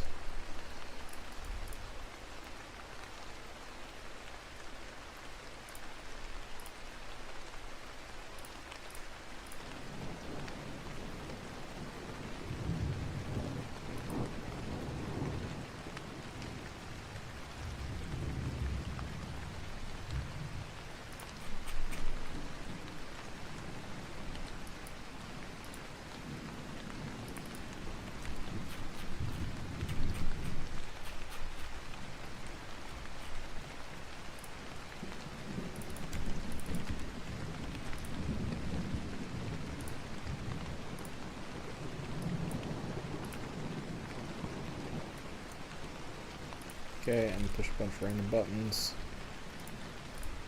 So yeah, you can see the state of pretty much every input I've pressed so far. So yeah, that's working. Very good.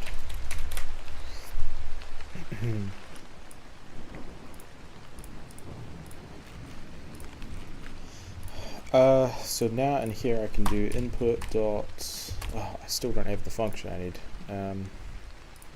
I've got the tracking, but I need public static is mouse button down, and then we use the type.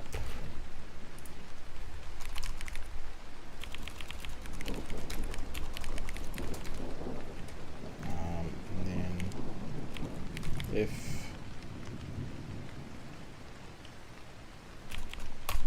go input dot keys at mouse button or false.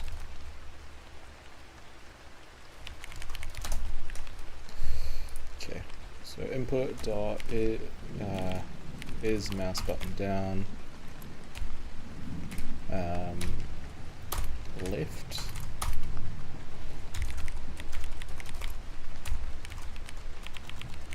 Dragging.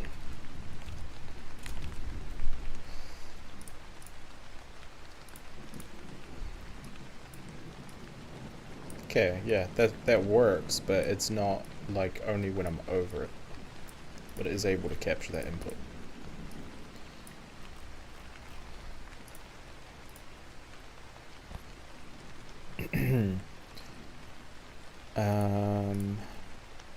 So now I need a way to check.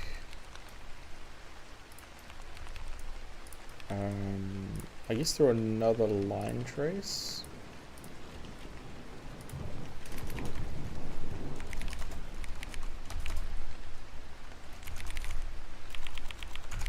Window.engine.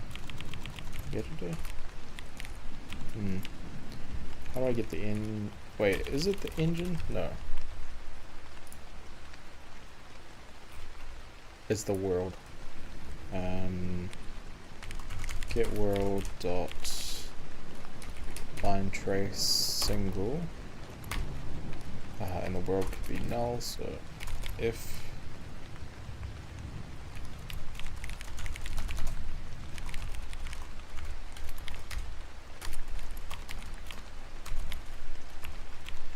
world equals undefined, then just return.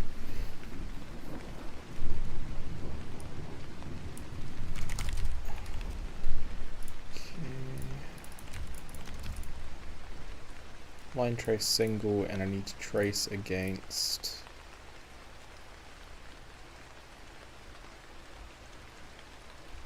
it's basically the same as this. It's probably actually a better idea to do the NDC conversion inside that function, actually.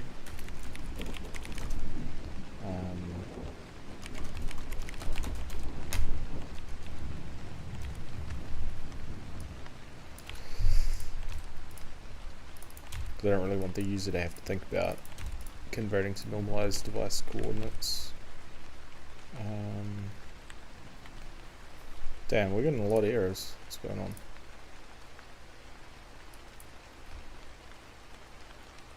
Undefined reading X.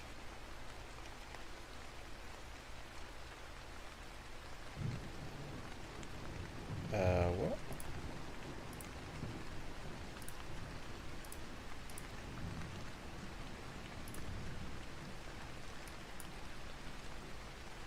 Undefined reading X.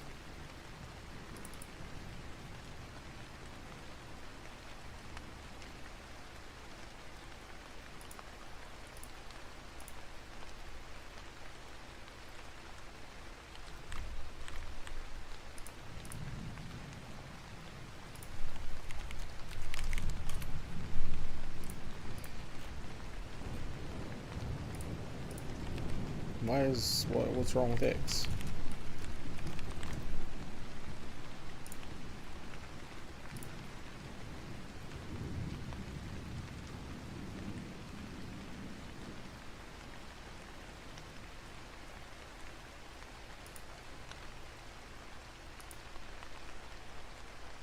That would mean this is undefined.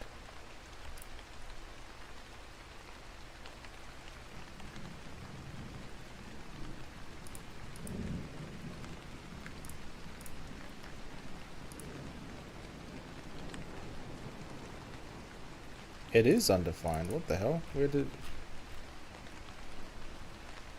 On mouse move.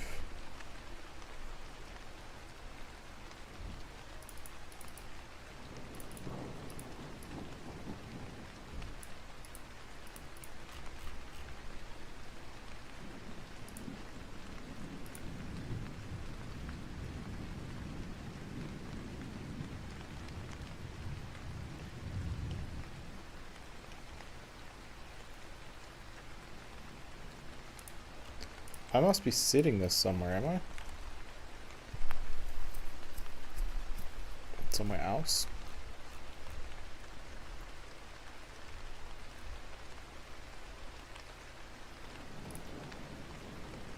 Because now it is set. But I bet if I come back here... Oh no, it is fine now. Right, I guess it's just... I see. So it's because if I've never put my cursor over the screen before, it's just nothing. I guess that's the error.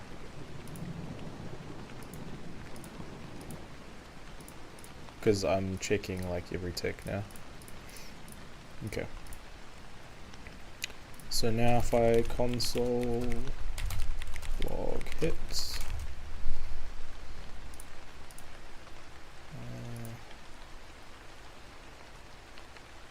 Yep. Okay, probably don't need to be logging that literally every tick though, that's...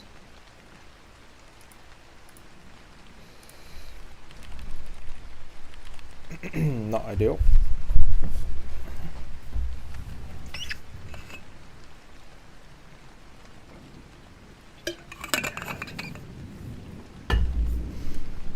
Okay, so now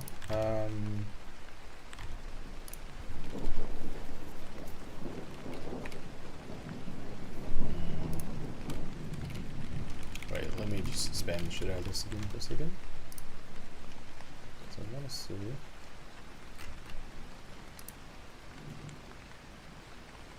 Yeah, that's so. Yeah, okay, so that's returning the actor, which has the mesh, which has the. Okay, because I need to know which part of this I'm over.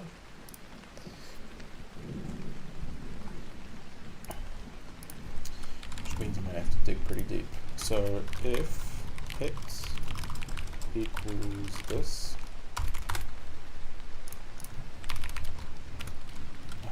then log.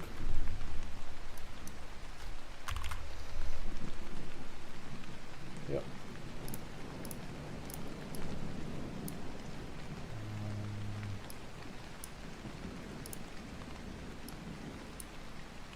And I guess I can just do it in here actually, because it only really matters for now when I'm actually like either dragging or I've just left clicked. So okay, that works. So let's see. Hit dot. Okay, so we know we've hit our cells, which means I can just get the static mesh component.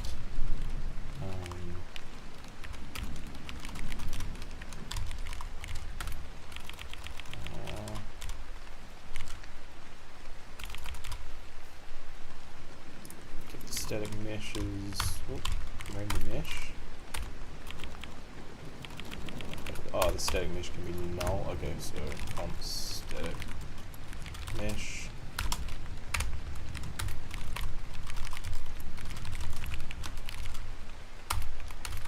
Lots of nesting going on. If the static mesh, random mesh,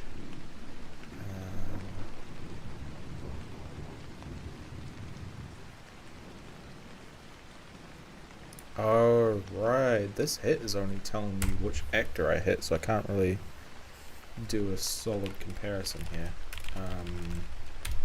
Okay, so that is slightly problematic. In that case, what I'll need to do is first off, remember where I'm doing the tracing. It's in the world. And we can't just return an actor like this, so I'll make a new class. Hit result.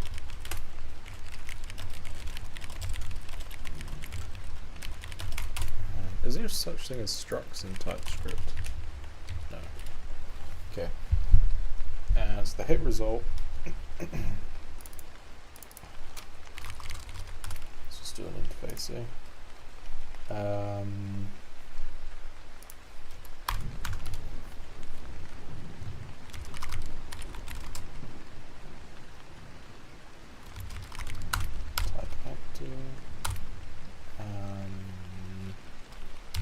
Component, which is going to be a scene component, I guess. Position 3 dot. Oh, damn it. Okay, import. Trying to think about which data I need for when I do a hit.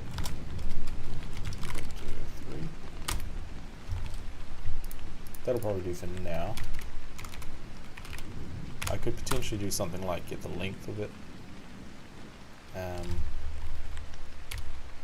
But yeah.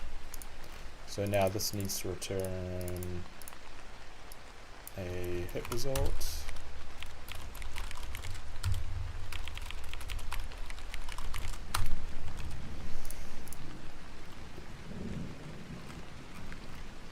And this needs to be an array of hit results. Hit results.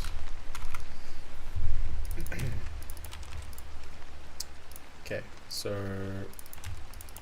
now when I push it, I want to push an object where the actor is the actor. Is hit actor.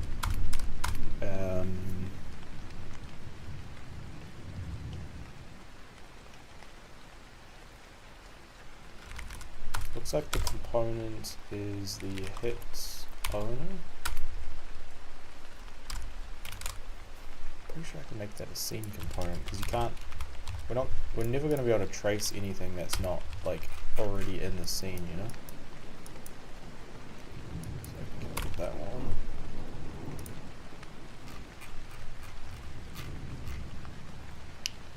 And the position.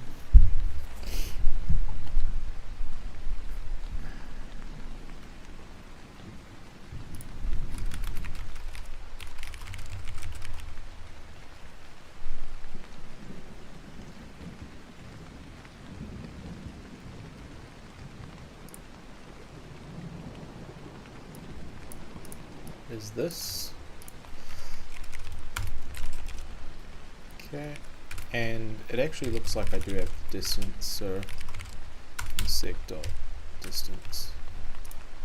At least I have it easily accessible. Some of the other stuff I'll have to calculate with like the start and end position and stuff.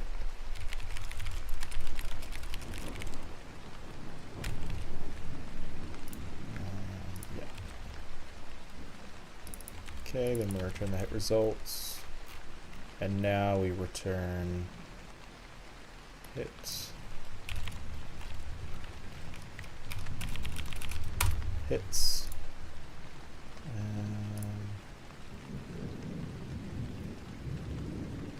Oh, we're not allowed to return undefined, so we can just return nothing like that.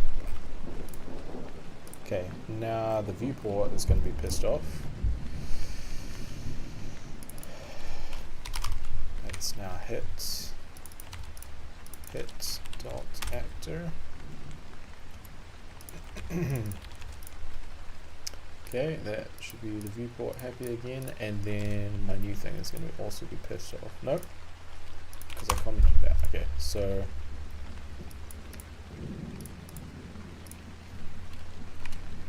I basically need to check like hit dot.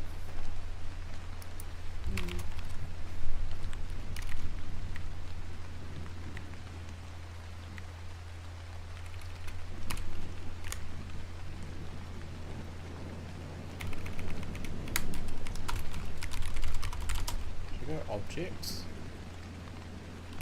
Yeah, let's go. So render objects. It's going to be equal to the objects. No. Intersect dot objects. And that should help us get the data we need. So that should be like the arm of the arrow that we clicked on, I think.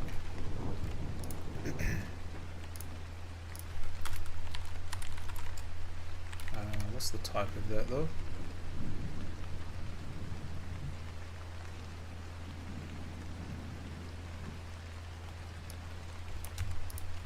Oh, weird type.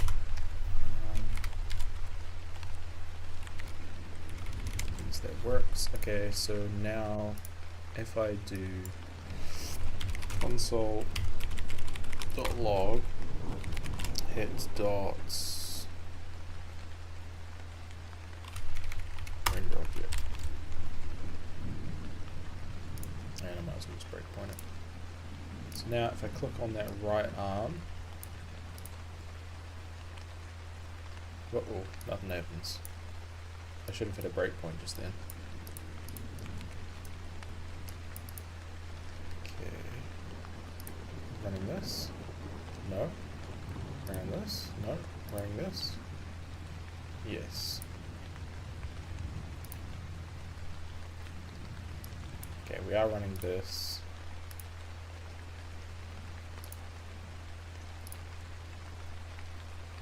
The hit is coming back empty.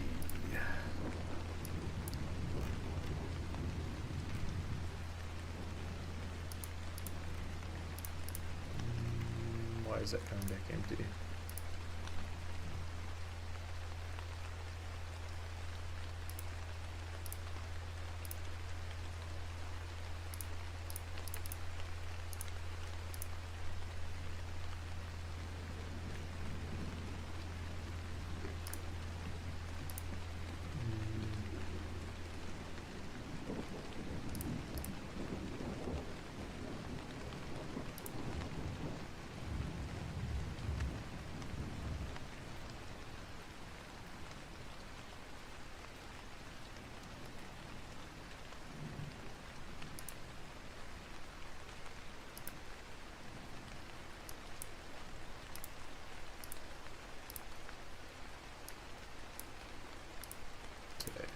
So if we step into this, and then step into this,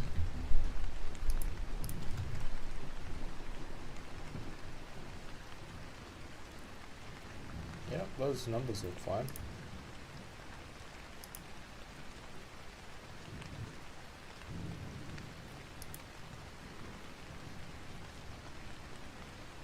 And we did hit, what is this? Yeah, we did hit the fourth element of the icosphere, which is right.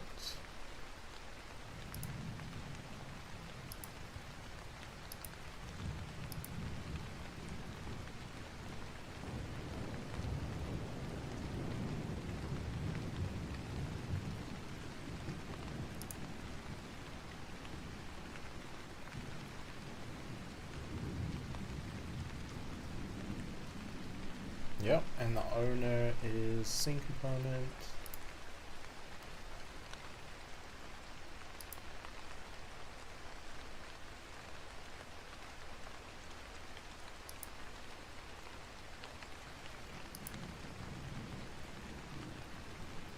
So we did find something.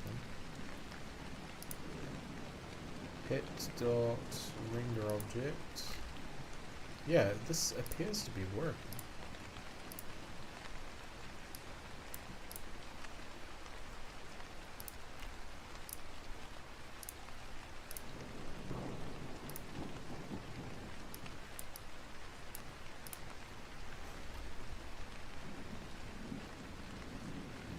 Oh, it's because hit equals this. God damn it. Okay, hit.actor has to equal this. My bad, sorry for that. There we go. So now as I drag it, it spans out the thing. And basically now it's a case of, let's see. If hit dot render object is equal to static mesh render object 0 0 1 2 third element.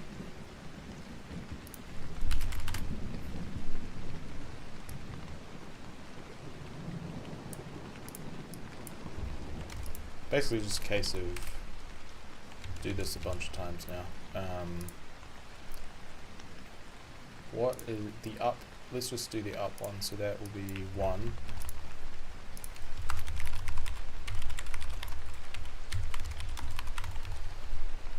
Drag up. Okay, dragging up, and then, so I'm looking at this number going up here. Doesn't work on there, doesn't work on there, but it does work if I drag up and down on here. Or if I'm holding click on it, I guess. Because essentially I should be able to drag off it after I've started dragging on it, but yeah. So, I mean, I guess we can just start with the up and down. This is like, I'm going to be honest, this is like an ungodly amount of work for this. Like I thought this was going to be relatively easy. I mean, I suppose the code we wrote is pretty easy so far. It's just there's been so many helper functions that needed written. While this is semi-working though, let me just put like gizmo or like hit result. Gizmo. Not a very good commit message, but I potentially might break it. So what I'm going to do is actually move this NDC check into here, or maybe into here. No, let's do it into here.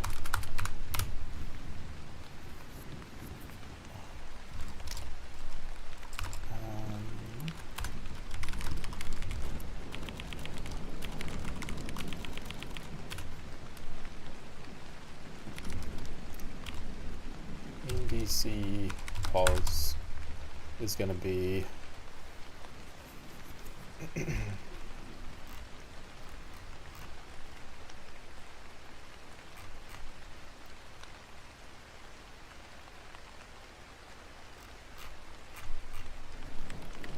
Where's that NDC check?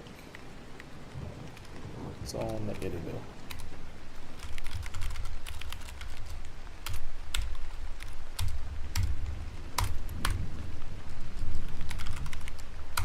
And I also realized that what's the problem here?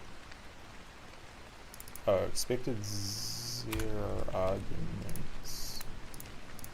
Okay,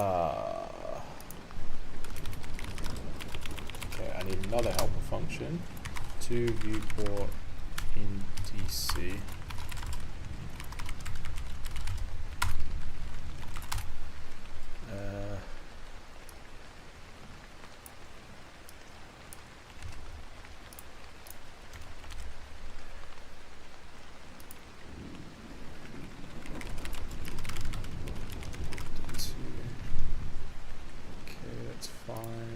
And now I can return this dot to viewport NDC of this position, because I want to only write this code once. Yeah, but basically what I was just saying is I realized that I've done these traces with kind of the wrong parameters. These are like screen traces, but usually you'd have the trace have like a vector 3 position, like a world position to start. So I'm going to need to refactor this, but it should be fine for now. Get viewport NDC, what do I call it? To viewport NDC, viewport pause. And now this, I put a bunch of shit in there. Yeah, that's the only spot.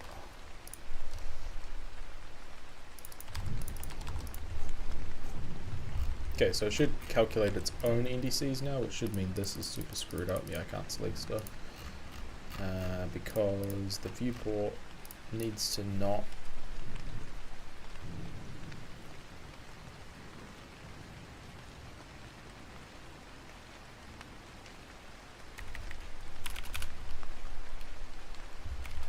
use the NDCs now, so it's just like a little clearer. Like the NDC stuff has just been extracted away. You never really have to think about it as a user of this. You just give it a viewport position and it'll tell you what's under it. So yeah, let me make sure my thing is still working, and I really should go shortly because it's almost midnight.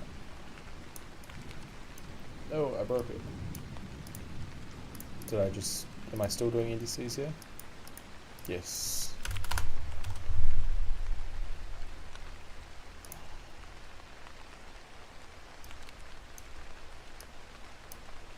Looks like it was working.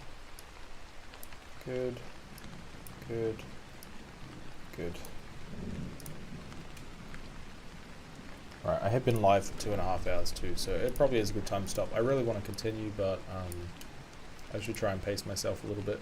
So we've got the core of the, I think the engine helper stuff done now. Like we had to do a whole raycasting thing. Yeah, we've had to set up quite a lot of like boilerplate for the engine. Not boilerplate, but like just kind of like utility work to get this far. But now that we have got this far, it should be hopefully a little quicker. Basically what I need to do is, like, when you start left clicking on, say, just this blue arrow for now, I need to track where your mouse is and set it into like a moving on z-axis state, and then while you're holding the mouse, basically like move this up the same amount as your mouse goes, but then mapped into the world up. I don't know how to explain this easily, but just look at it in here. If I go like this, you see how my mouse, like after I click it, my mouse can kind of go off to the side of the Z of the arrow, but because I'm still holding click, it's fine, and it kind of just maps up and down. You know what I'm trying to say. It's just really hard to explain. So yeah, the logic for that shouldn't be too bad, I think. And then once I've done that, I just need to put it on the other three. This one here is going to be, I don't know if Blender does it, but yeah, I think it does. That lets you move it in any axis. And then it is nice to have these little squares as well, where you can move it on like kind of everything but the X, or like everything, like basically in this plane, essentially. And then once we've done that, we still have 2 more things to do. We have to do a rotation gizmo like this, and then a scale one. Scale one I probably should have started with, because that is probably the easiest, and is basically the same as this one. The rotation one's probably going to be the most mindfucky. So yeah, anyway, that's where we're at and where we're headed. Thanks for tuning in, and we'll catch you all in the next stream.